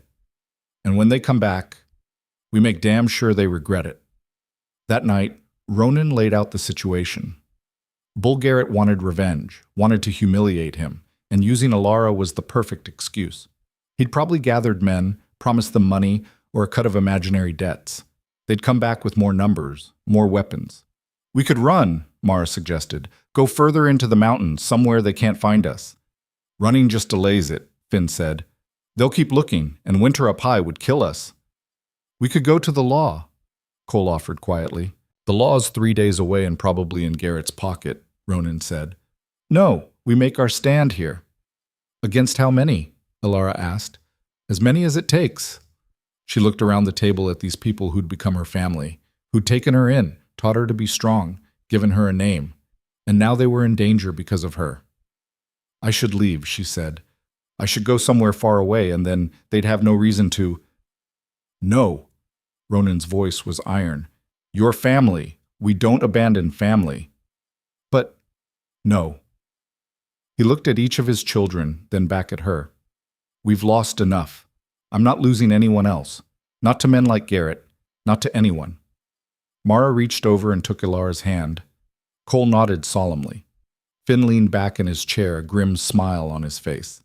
"Besides," Finn said, "I'm curious to see what they'll try. Been too quiet around here anyway." Despite everything, Alara almost laughed. Almost. They spent the next few days preparing. Ronan showed them how to fortify the cabin, how to set up defensive positions, how to make the mountain itself into a weapon. They stockpiled ammunition, food, water, made plans and backup plans, and they waited. The attack came on a Friday, just before dawn. Alara woke to midnight screaming again, and she knew. She grabbed her rifle and was out of bed before she was fully conscious, muscle memory taking over. Ronan was already in the main room, looking out the window.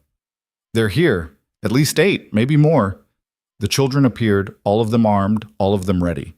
This was what they'd prepared for. "Positions," Ronan said quietly. "Remember the plan, and whatever happens, we hold the cabin." They scattered to their assigned spots. Alara took the window facing east, where the sun was just starting to lighten the sky. She could see shapes moving in the trees, men on horses, the glint of weapons. Then Pike's voice rang out, cocky and cruel. "Ronan Hale! You've had time to think. Hand over the girl and nobody gets hurt." Ronan didn't respond, just settled into his position. "I'm giving you one chance," Pike shouted. "After this, we come in and take her." Still nothing from the cabin. "All right then, have it your way." The first shot shattered the morning quiet. It hit the cabin wall, splintering wood. Then more shots. A barrage. Men firing from cover while others moved closer. "Wait for it," Ronan said calmly. "Wait." The men were advancing, thinking they had them pinned, getting closer. "Now!" 4 rifles opened up from the cabin. Alara fired at a man trying to reach the barn, saw him go down. Finn hit another. Ronan's shots were methodical, each one finding its target or driving men into cover. But there were too many. For every man they hit, 2 more appeared. They were being overwhelmed. "Fall back to the second line," Ronan ordered. They retreated deeper into the cabin, to the positions they'd prepared. The men outside grew bolder, rushing the porch now. This was it. This was how they'd lose. Then Alara heard something, a new sound cutting through the gunfire. More rifles. But not from the cabin. She risked a glance out the window and saw them. 3 men on horseback coming in from the north trail, rifles blazing. One of them was Webb, the old trapper. The others she didn't recognize, but they were shooting at Pike's men, flanking them, causing chaos. "Cavalry's here," Ronan said, and she heard relief in his voice. "Let's finish this." With the new arrivals, the numbers shifted. Pike's men found themselves caught between 2 fires. They broke, scrambling for their horses, retreating in disorder. Pike himself took a shot to the leg and had to be hauled onto a horse by one of his men. "Next time you come to this mountain," Webb shouted after them, "you better bring an army, because that's what it'll take." The attackers fled, leaving 2 of their own dead in the clearing. The silence that followed was deafening. Ronan stepped out onto the porch, rifle ready, making sure they were really gone. Webb and his companions rode up, dismounting with the easy confidence of men who'd just won a fight. "Timing," Webb said, grinning through his beard. "It's all about timing." "How did you know?" Ronan asked. "Word travels. Heard Garrett was recruiting men for some kind of raid. Figured I knew where they were headed." He looked at the cabin, at the bullet holes and shattered wood. "Thought you might appreciate some backup." "Appreciate doesn't cover it." Ronan clasped the old man's hand. "I owe you." "You don't owe me nothing. I owed you, remember? That winter you pulled me out of that ravine?" Webb waved it off. "Besides, any excuse to shoot at Bull Garrett's people is a good day in my book." The other 2 men introduced themselves, trappers and prospectors who'd had run-ins with Garrett over the years. They'd come because Webb asked, because Ronan had helped them once, because that's what you did in the mountains. You looked after your own. They stayed for coffee and breakfast, helping repair the worst of the damage. By the time they left, promising to spread the word that the Hale family was under protection, the sun was high and warm. Alara stood in the yard, looking at the blood-stained ground, the bullet holes, the evidence of how close they'd come to losing everything. "You all right?" Ronan asked, coming to stand beside her. "I put you in danger. Put all of you in danger. You didn't do anything. Garrett did. Men like him." He put a hand on her shoulder. "And we survived. That's what matters. They'll come back. Maybe. Probably. But each time we win, each time we show them we won't break, it gets harder for them to find men willing to risk it." He squeezed her shoulder. "You're worth fighting for, Alara. Don't ever think otherwise." She looked up at this man who'd bought her freedom and given her a family and just risked his life for her without hesitation. "Thank you," she said, and meant it with everything she had. "Don't thank me yet," he said, but there was warmth in his voice. "You still have to help me explain these bullet holes to the children. Despite everything, the violence, the fear, the blood." Alara laughed, because that's what family did. They survived together, and they laughed together, and they stood against the world side by side. And in that moment, standing in the wreckage of a battle they'd won, Alara Hale knew she was finally home. The first week after the attack, they lived like soldiers expecting a siege. Someone was always on watch. Rifles stayed loaded and within arm's reach. They slept in shifts, ate cold meals to avoid showing smoke, moved through the cabin like ghosts. By the second week, exhaustion was setting in. Cole fell asleep during his watch and woke up crying, convinced he'd failed everyone. Mara snapped at Finn over nothing. Even Ronan looked worn down, older somehow. "We can't keep doing this," Alara said on the 8th night, finding Ronan on the porch during his watch. "We're killing ourselves waiting for something that might not come." "They'll come." His voice was flat, certain. "Men like Garrett don't let things go." "Then we need a better plan than just waiting here to get picked off." He looked at her, really looked at her. "What are you thinking?" She'd been thinking about it for days, turning it over in her mind during her own sleepless watches. "We can't defend this place forever. But we don't have to. We just have to make it too expensive to attack." "Explain." "The cabin's in a clearing, easy to approach from multiple sides, but that trail they used to get up here, there's only one way to bring horses up this far. It's a choke point. She moved to stand beside him, pointing toward the path that wound up from the valley. What if we make it impassable?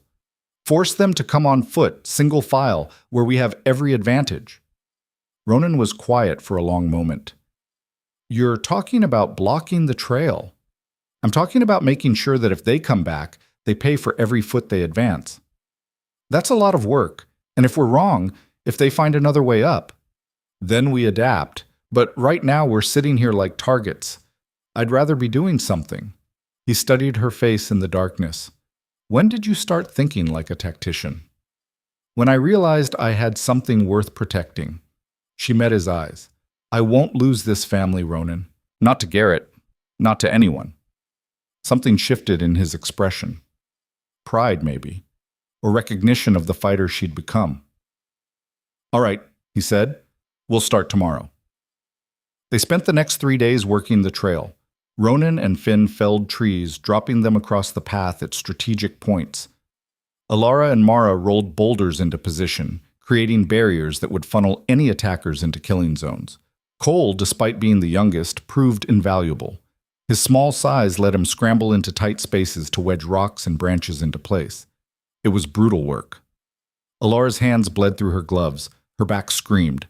But every obstacle they created was another second of advantage, another chance to survive what was coming. On the 4th day, as they were working on the last major barrier, Finn stopped mid-swing with his axe. Someone's coming, he said quietly. They all froze. Ronan had his rifle up in seconds, scanning the tree line. Then he lowered it slightly. It's Webb, he said. Alone. The old trapper rode into view, his mule loaded with supplies. He took in their fortifications with a low whistle. Making a proper fortress out of this place, he observed. Can't be too careful, Ronan said. What brings you up here? Webb dismounted, moving with the stiffness of age. News. None of it good. He looked at Alara. Garrett's been busy. He's put out word that there's $500 for anyone who brings you down to Sweetwater Creek, dead or alive. The words hit like a fist. $500. That was a fortune in the territory. Men had killed for 1/10 of that. How many takers? Ronan's voice was ice. Enough. He's got maybe 15, 20 men willing to try. Some from town, some drifters and bounty hunters who don't care about the details. Webb spat. They're planning something big, waiting for the right moment. When? Don't know exactly, but soon. Week, maybe 2. Webb pulled a bundle from his mule's pack. Brought you extra ammunition and something else. He handed Ronan a leather pouch. Inside were sticks of dynamite, maybe a dozen, along with fuses and blasting caps. Where the hell did you get these, Sheik? Ronan asked. Don't ask questions you don't want answers to, Webb grinned. Figured if you're making a stand, might as well make it memorable. Alara stared at the dynamite. You want us to blow up the trail? I want you to survive. Webb's expression turned serious. These men coming for you, they're not like Pike and his idiots. They're professional. They'll be organized, equipped, and they won't stop until they get what they came for, or they're all dead. He looked at Ronan. You need every advantage you can get. That night, after Webb had left with promises to send word if he heard anything more, they gathered around the table. The dynamite sat in the center like a coiled snake. This changes things, Ronan said. We can use these to collapse parts of the trail, make it completely impassable. But once we do that, we're committed. No way down except the long route through the high pass, and that's weeks of travel. We're already committed, Finn said. The second Garrett put that bounty out, we were committed. Mara was quiet, her eyes on the dynamite. If we use all of these, will it be enough? To stop them? Ronan shook his head. No, but it'll slow them down, force them into positions where we have the advantage, make them think twice about whether $500 is worth dying in these mountains. And if they don't think twice? Cole asked, his young voice cutting through the tension. Nobody had an answer for that. Alara stood up, walked to the window. Outside, the mountains rose dark against the stars. Somewhere down there, men were planning to kill her or drag her back to a life worse than death. All because Bull Garrett's pride couldn't handle being told no. I'm tired of running, she said, not turning around. Tired of being scared. Tired of letting men like Garrett dictate how I live. She faced the others. We make our stand here. We use the dynamite, we use the terrain, we use everything we've got. And when they come, we show them what happens when you try to take what's not yours. Ronan looked at his children. This is going to be dangerous, more dangerous than the last time. You all understand that? We understand, Finn said immediately. Mara nodded. Even Cole, scared as he clearly was, straightened up and said, I'm not leaving. Then we prepare, Ronan said, starting now. The next week was a blur of frantic activity. They placed the dynamite at key points along the trail, spots where a controlled blast would send rock and earth cascading down, creating impassable barriers. Ronan taught Alara how to set the charges, how to calculate fuse lengths, how to make sure they'd have time to get clear before the explosion. They reinforced the cabin windows, created firing positions, stockpiled supplies. Ronan took inventory of their ammunition, enough for a serious fight, but not enough for a prolonged siege. They'd need to make every shot count. On the 8th day, Finn came running from his watch post. Smoke, he said, breathing hard. Down in the valley, campfires. A lot of them. They all moved to the edge of the clearing where they could see down into the valley. There, maybe 2 miles away, were at least a dozen fires. Too many for a normal camp, too organized. They're here, Ronan said quietly. That night, they didn't sleep. They sat together in the cabin, checking weapons, running through plans, trying not to think about what tomorrow might bring. Somewhere around midnight, Cole came and sat beside Alara. She put her arm around him, and he leaned into her side. Are we going to die? He asked softly. She wanted to lie, to tell him everything would be fine, but these were mountain people. They deserved the truth. I don't know, she said, but I know we're going to fight, and we're going to fight together, and sometimes that's all you can do. I'm scared. Me too. She squeezed his shoulder. But I'm also angry, and anger can be useful if you don't let it make you stupid. He was quiet for a moment. I'm glad you're here. I'm glad you didn't leave. I'm glad I'm here too, Cole. Dawn came cold and clear. They took their positions, Ronan at the main approach, Finn at the north overlook, Mara watching the eastern approach, Cole as runner between positions, and Alara at the detonation point for the first set of charges. They waited. The sun climbed higher. Birds sang, oblivious to the coming violence. Alara's hands were steady on the rifle, but her heart was hammering. Then she saw them. Men on horseback, moving up the trail in a loose column. She counted 15. No, 17. All armed, all coming. They reached the first barrier, the fallen trees and rocks. There was a pause while they discussed it, then they dismounted and started to lead their horses through on foot, exactly as planned. Alara waited, watching through the rifle scope. They were bunched up, moving slowly through the obstacles. Perfect. Ronan's signal came, a single sharp whistle. She lit the fuse on the first charge and ran. The explosion was massive, louder than anything she'd heard outside of thunderstorms. The ground shook, rock and earth erupted skyward, then came crashing down across the trail. When the dust cleared, the path was completely blocked, and 3 of the men were down, buried or injured. The survivors scattered, shouting, confused. Some tried to retreat. Others took cover and started shooting blindly toward the cabin. Second charge, Ronan shouted. Finn lit his fuse. Another explosion, this one above the trail. A massive boulder came loose, rolled down with gathering speed and smashed through the men trying to regroup below. Screams echoed off the canyon walls. But these weren't amateurs like Pike's crew. They adapted fast. Someone started barking orders, a big man with a scarred face and a voice like gravel. The survivors formed up, used their horses as cover, and started advancing in a coordinated fashion. Here they come, Mara called out. Gunfire erupted. Bullets slammed into the cabin walls. Alara fired back, her shots measured and careful like Ronan had taught her. One man went down. Another grabbed his shoulder and fell back. But they kept coming. Third charge, Ronan yelled. This one was closer to the cabin, set to collapse a narrow section of trail. The explosion sent more rock tumbling down, cutting off 6 men from the main group. The isolated men panicked, tried to climb back over the rubble. Finn picked off 2 of them. The others retreated, disappearing back down the mountain. But the main group, 9 men now, had made it through. They were taking cover in the tree line, laying down, suppressing fire while they advanced position by position. "They're trying to flank us," Mara shouted. Ronan shifted position, firing through the north window. "Alara, watch the west side." She moved, caught movement through the trees. A man was trying to circle around to the barn. She aimed, breathed, squeezed. The rifle kicked. The man dropped. The fight dissolved into chaos. Smoke filled the clearing from gunfire. The crack of rifles was constant, deafening.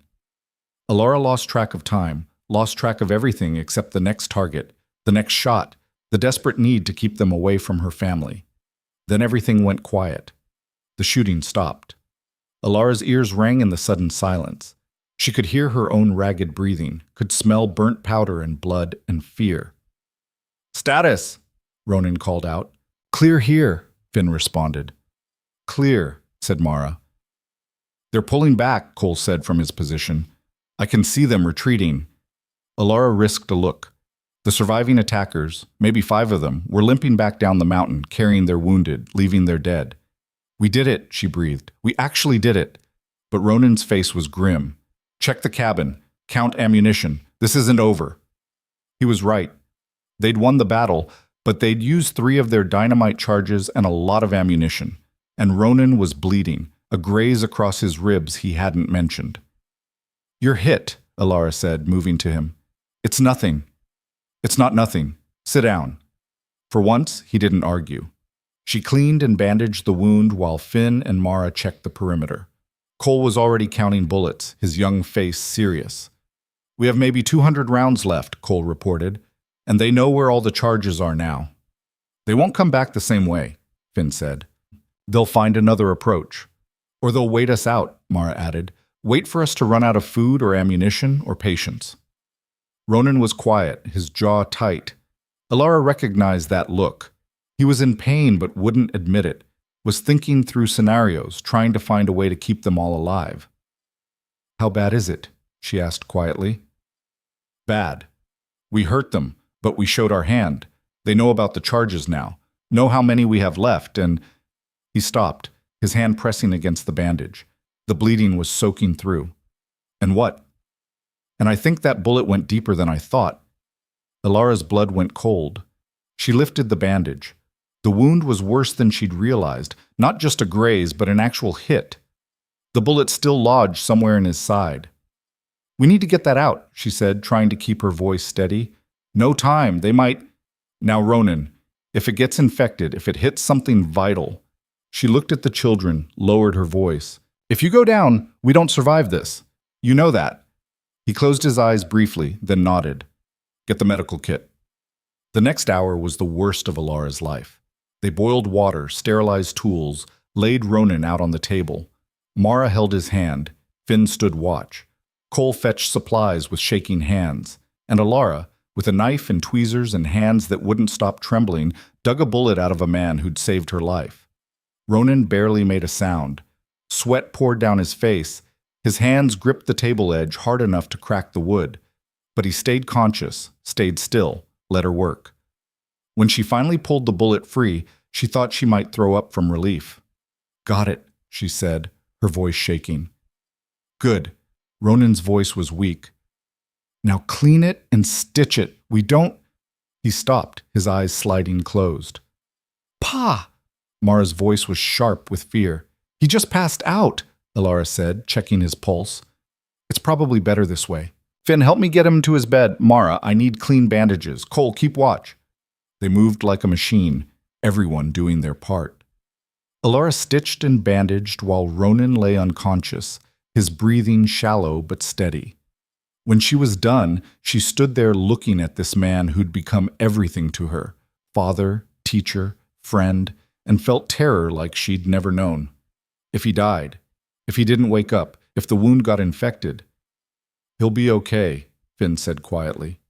He'd come to stand beside her, was looking at his father with an expression she couldn't read. "He's survived worse." "What if he doesn't this time?" Finn's jaw tightened. "Then we do what he taught us. We survive anyway." That night was the longest of Alara's life. She sat beside Ronan's bed, changing the bandages every few hours, checking for fever. Mara and Finn took turns on watch. Cole fell asleep in a chair, exhausted. Around midnight, Ronan's eyes opened. "Alara? I'm here." She leaned forward. "How do you feel?" "Like I got shot." He tried to smile, but it came out more like a grimace. "How bad?" "You'll live, but you need to rest, no arguing." "They'll come back." "Let them. We'll handle it." "You can't."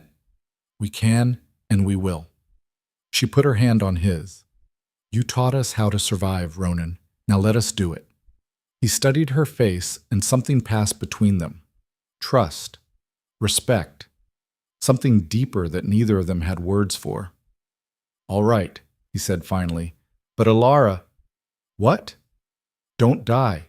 That's an order." Despite everything, she smiled. "Yes, sir." He drifted back to sleep, and Alara sat there in the darkness, listening to him breathe, knowing that tomorrow or the next day, or the day after that, Garrett's men would come back. And when they did, she'd be ready. Dawn broke with storm clouds gathering in the west. The air felt heavy, electric. Alara stood on the porch, rifle in hand, watching the trail. Finn joined her. "They're coming today. I can feel it." "Good." Her voice was hard. "I'm tired of waiting. Pa's still too weak to fight." "I know." "That means you're in charge." She looked at him. "You're older. You should..." "Age doesn't matter up here. Ability does." He met her eyes. "You pulled a bullet out of our father and kept him alive. You've stood against everything this mountain's thrown at you. Far as I'm concerned, you've earned it." Mara came out, followed by Cole. They all stood together on that porch, 4 people against whatever was coming. "What's the plan?" Mara asked. Alara thought about the remaining dynamite charges, about their ammunition count, about the storm rolling in, about the fact that Ronan was down and they were on their own. "We make them pay for every inch," she said. "We use the weather, use the mountain, use everything we've got, and we don't stop fighting until they're gone or we are." "How very inspiring," a voice called from the tree line. They all spun, rifles coming up. Bull Garrett himself stepped into view, surrounded by armed men. At least 20 of them this time, spread out, taking positions that covered every approach to the cabin. "Hello, Alara, shh," Garrett said, smiling that same smile she remembered from the saloon. "Miss me?" She didn't lower her rifle. "Come one step closer and find out." Now, no need for hostility. I'm here to make you an offer." He spread his hands like he was being reasonable. "Come back with me peaceful-like, and I let your family live. Hell, I'll even pay off whatever debts you think you're owed.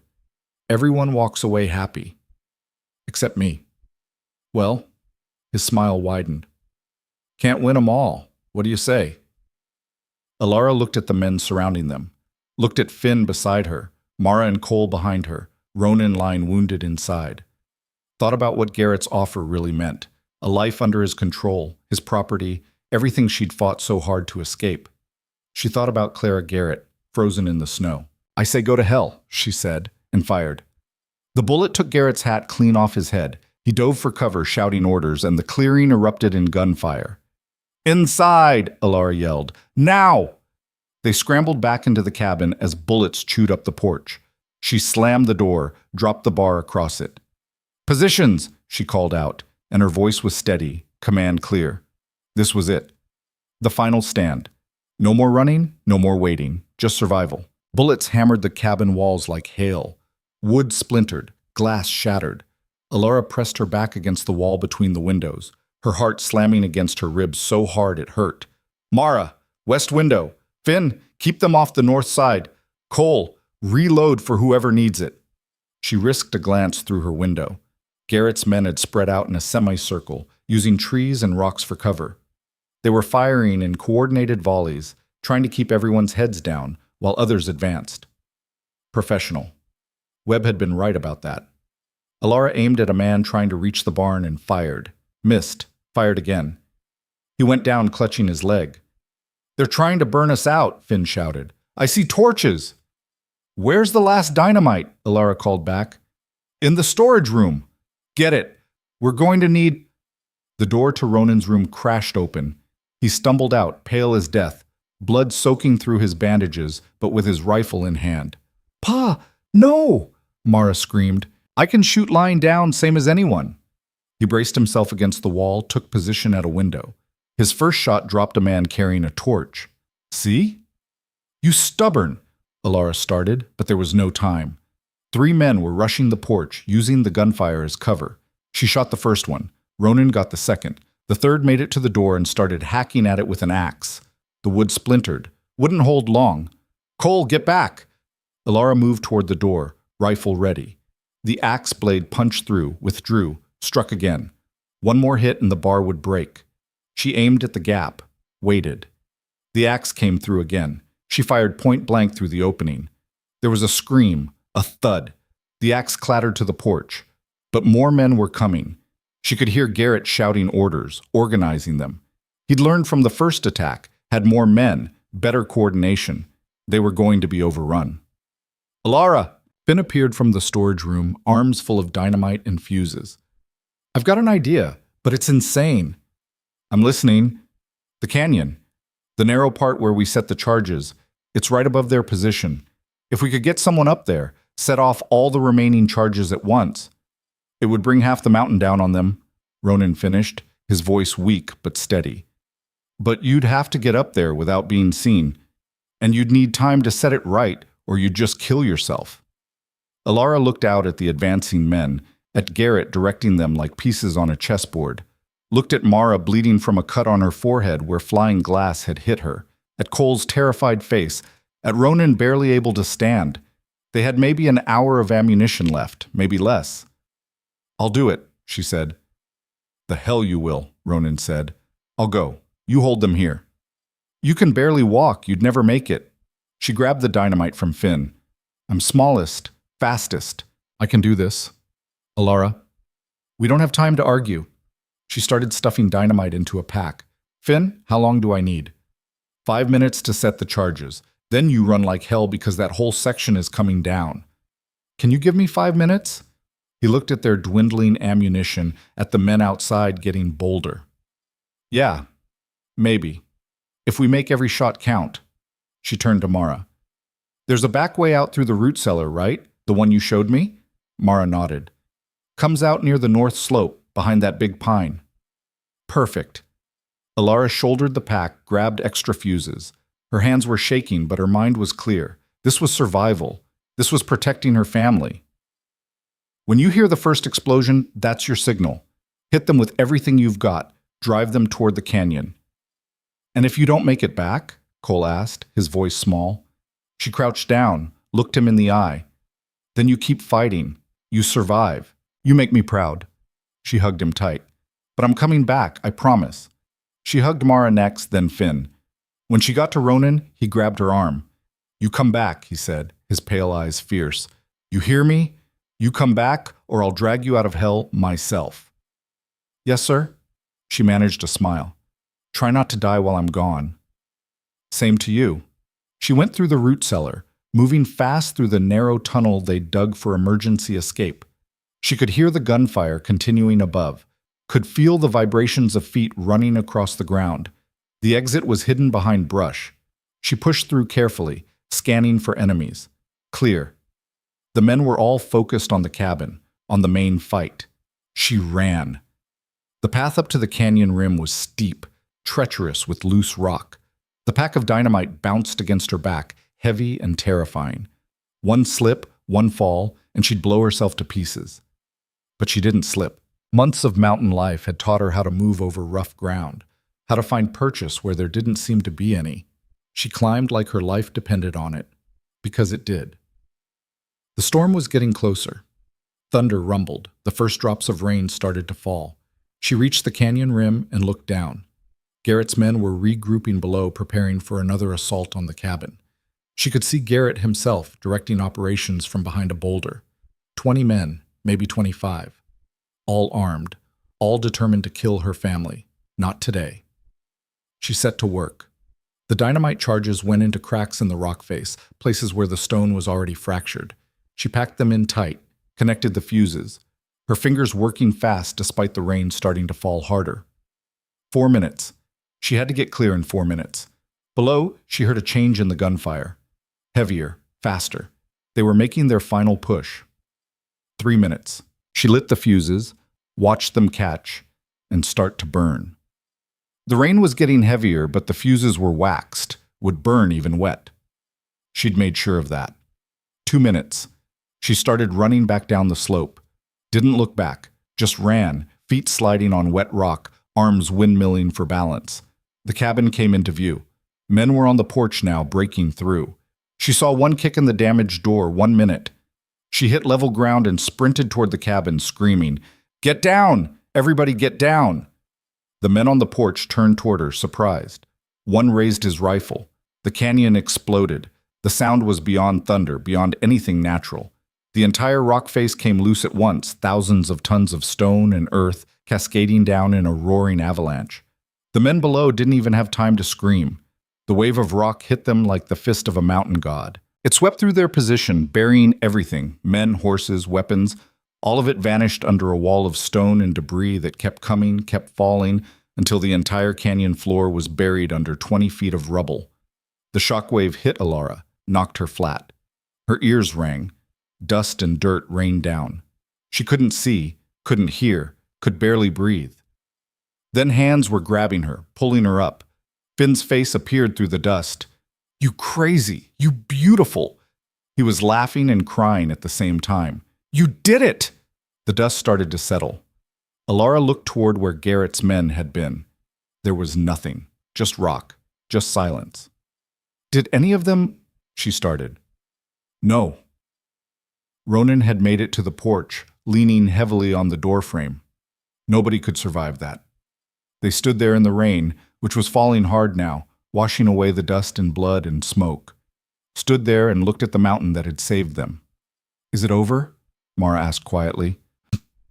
"Yeah," Alara said, surprised by how steady her voice was. "It's over." But it wasn't. Not quite. The next 3 days were spent dealing with the aftermath. They searched the rubble, found no survivors. Buried the bodies they could reach, counted the cost. The cabin was a wreck, bullet holes everywhere. The door destroyed. 2 windows completely shattered. The barn had taken damage too, though the animals had survived. Ronan's wound got infected despite Alara's care. For 2 days, he burned with fever while she forced water and medicine down his throat, changed bandages every few hours, and refused to let him die. Mara and Cole helped, but it was Alara who stayed up those nights, Alara who fought death for him the way he'd fought for her. On the 3rd day, the fever broke. Ronan opened his eyes clear for the first time, looked at her exhausted face. "You're still here," he said. "Where else would I be?" Thought maybe I'd dreamed the whole thing. Girl from town, mountain lion, avalanche, seemed too strange to be real. "It's real." She helped him sit up, gave him water. "All of it." He took her hand. "Thank you. For everything. For staying. For fighting. For—" His voice cracked. "For being family." She squeezed his hand, unable to speak past the lump in her throat. A week later, Webb showed up with Morrison, the lawyer, and 3 territorial marshals. Word had spread about the avalanche, about the battle. They needed to see for themselves. The marshals examined the site, took statements, looked at the bodies they'd recovered. Morrison had brought news from Sweetwater Creek. "Garrett's dead," he said, standing in the wrecked cabin. "Found him under about 10 feet of rock, so are most of the men he hired. The ones who survived won't be causing trouble. They're facing charges for attempted murder." "What about the bounty?" Alara asked. "The $500? "Nullified. Garrett had no legal right to claim debts against you. Never did." Morrison adjusted his spectacles. "As far as the territory is concerned, you acted in self-defense. All of you." Relief flooded through her. "So it's really over?" "It's over." Morrison handed Ronan a document. "In fact, I took the liberty of having some additional paperwork drawn up. Official adoption, legal transfer of all rights and responsibilities. Far as the law is concerned, Alara Hale is your daughter in every way that matters." Ronan looked at the paper, then at Alara. "Still want this? After everything?" She thought about the girl who'd been sold in a saloon 8 months ago. Thought about everything she'd survived, everything she'd become. Thought about this family that had claimed her when no one else would. More than anything, she said.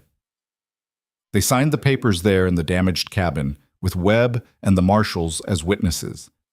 And just like that, Alara Vance ceased to exist. In her place stood Alara Hale, daughter of the mountain, survivor, fighter. The marshals and Morrison left the next day. Webb stayed longer, helping with repairs. Others came too. Trappers and prospectors Ronan had helped over the years. People who'd heard about the battle and came to offer support. The mountain community, Alara realized, was larger than she'd thought. Spread out, isolated, but connected by bonds of mutual survival. And now she was part of it. Summer turned to fall. They rebuilt the cabin, stronger this time, replaced the damaged sections, added reinforcements. The work was hard but satisfying, watching the structure come back together piece by piece. Finn turned 16 and Ronan gave him his own rifle, a rite of passage. Mara asked Alara to teach her to shoot as well as she did, and they spent hours practicing together.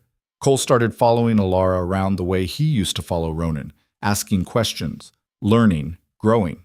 And Ronan healed, slowly, painfully, but he healed. The scar would never fade completely, but he could work again, could move without pain, could smile without it looking like it cost him something. One evening in late October, Alara found him on the porch, their spot, watching the sun set over the mountains. She settled beside him with 2 cups of coffee. "Thinking about Sarah?" she asked quietly. "Yeah." He took the coffee. "Thinking about what she'd make of all this? Of you? Would she approve?" "She'd love you." He said it with complete certainty. She always wanted a daughter, loved Mara more than anything, but she wanted more kids, more family. He smiled, sad but real. "I think she'd be happy knowing you're here, knowing the kids have someone else to look after them. They don't need me to—" "They do, and so do I." He looked at her. "I know I'm not good at saying things like this. Sarah was the one who had words, but you should know you've become essential to all of us. This family wouldn't be complete without you."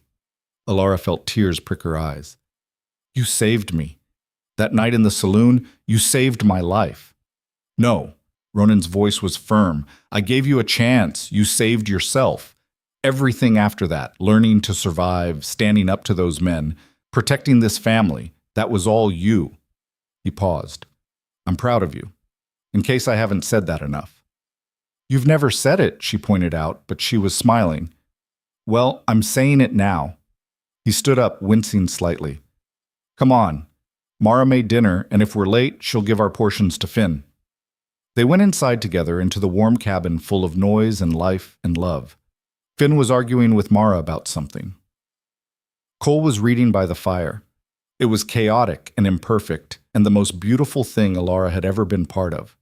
Winter came early that year. The first snow fell in November, heavy and deep. But this time, Alara was ready. They all were. The cabin was stocked, the animals were cared for, the family was strong. On a quiet December evening, almost exactly 1 year after that night in the Red Horn Saloon, Alara stood outside in the snow. The stars were brilliant overhead, the air so cold it burned, the world absolutely silent. She thought about the girl she'd been. Scared, helpless, owned. That girl was gone. Dead and buried under the weight of everything she'd survived. In her place stood a woman who'd killed to protect the people she loved, who'd brought down a mountain on her enemies, who'd earned her place through blood and determination and refusing to break no matter what the world threw at her. The door opened behind her. Ronan stepped out, tossed her a coat. "You'll freeze," he said. "I'm fine. Humor me." She put on the coat, the same one he'd given her that first night. It still fit, still smelled like smoke and leather and home. "What are you doing out here?" he asked. "Just thinking about how much has changed." "Any regrets?" She thought about it honestly, about the violence, the fear, the moments when she'd been sure they'd all die, about the blood on her hands and the nightmares she still sometimes had. "No," she said finally, "no regrets." "Good." He stood beside her, both of them looking out at the mountains. "Because I've been thinking, next spring, when the pass is clear, we should expand, build another cabin for when Finn's ready to start his own family, maybe plant a bigger garden. Webb mentioned there's good hunting territory further north that nobody's claimed." You want to stay, even after everything? Especially after everything. He glanced at her. This is our land now. We fought for it, bled for it. Nobody's going to drive us off, not ever again. Alara smiled. Then we stay. We stay. He paused. All of us? All of us. They went back inside together, into the warmth and light and noise. Mara was teaching Cole a card game. Finn was sharpening knives. Normal things. Family things. Alara settled into her chair, picked up the mending she'd been working on. This was her life now. Not easy, not soft, not anything like what she'd imagined as a girl, but it was hers. Chosen freely, fought for fiercely, earned through fire and blood and refusing to surrender. The mountain winds howled outside. But inside the cabin, it was warm. The future stretched ahead, uncertain and dangerous and full of possibility. And Alara Hale, who'd once been bought for $600 and a horse, sat surrounded by family and thought about tomorrow. About spring. About all the tomorrows still to come. She'd survived the winter, survived the mountain, survived men who'd tried to break her, and she'd do it again, as many times as it took. Because that's what you did when you found something worth fighting for. You fought, you survived, you won, and then you built something beautiful in the ruins. Outside, the snow fell soft and silent, covering the scars of battle, smoothing away the evidence of violence. By morning, the world would be white and clean and new. But the mountains would remember, would hold the story of what happened here, of a girl who became a force, of a family that stood together against impossible odds, of courage forged in desperation and tempered by love. The fire crackled. Someone laughed. Life went on, as it always did. And Alara smiled, surrounded by the people she'd chosen and who'd chosen her back, and knew with absolute certainty that she was exactly where she belonged. Home. Finally, truly, home.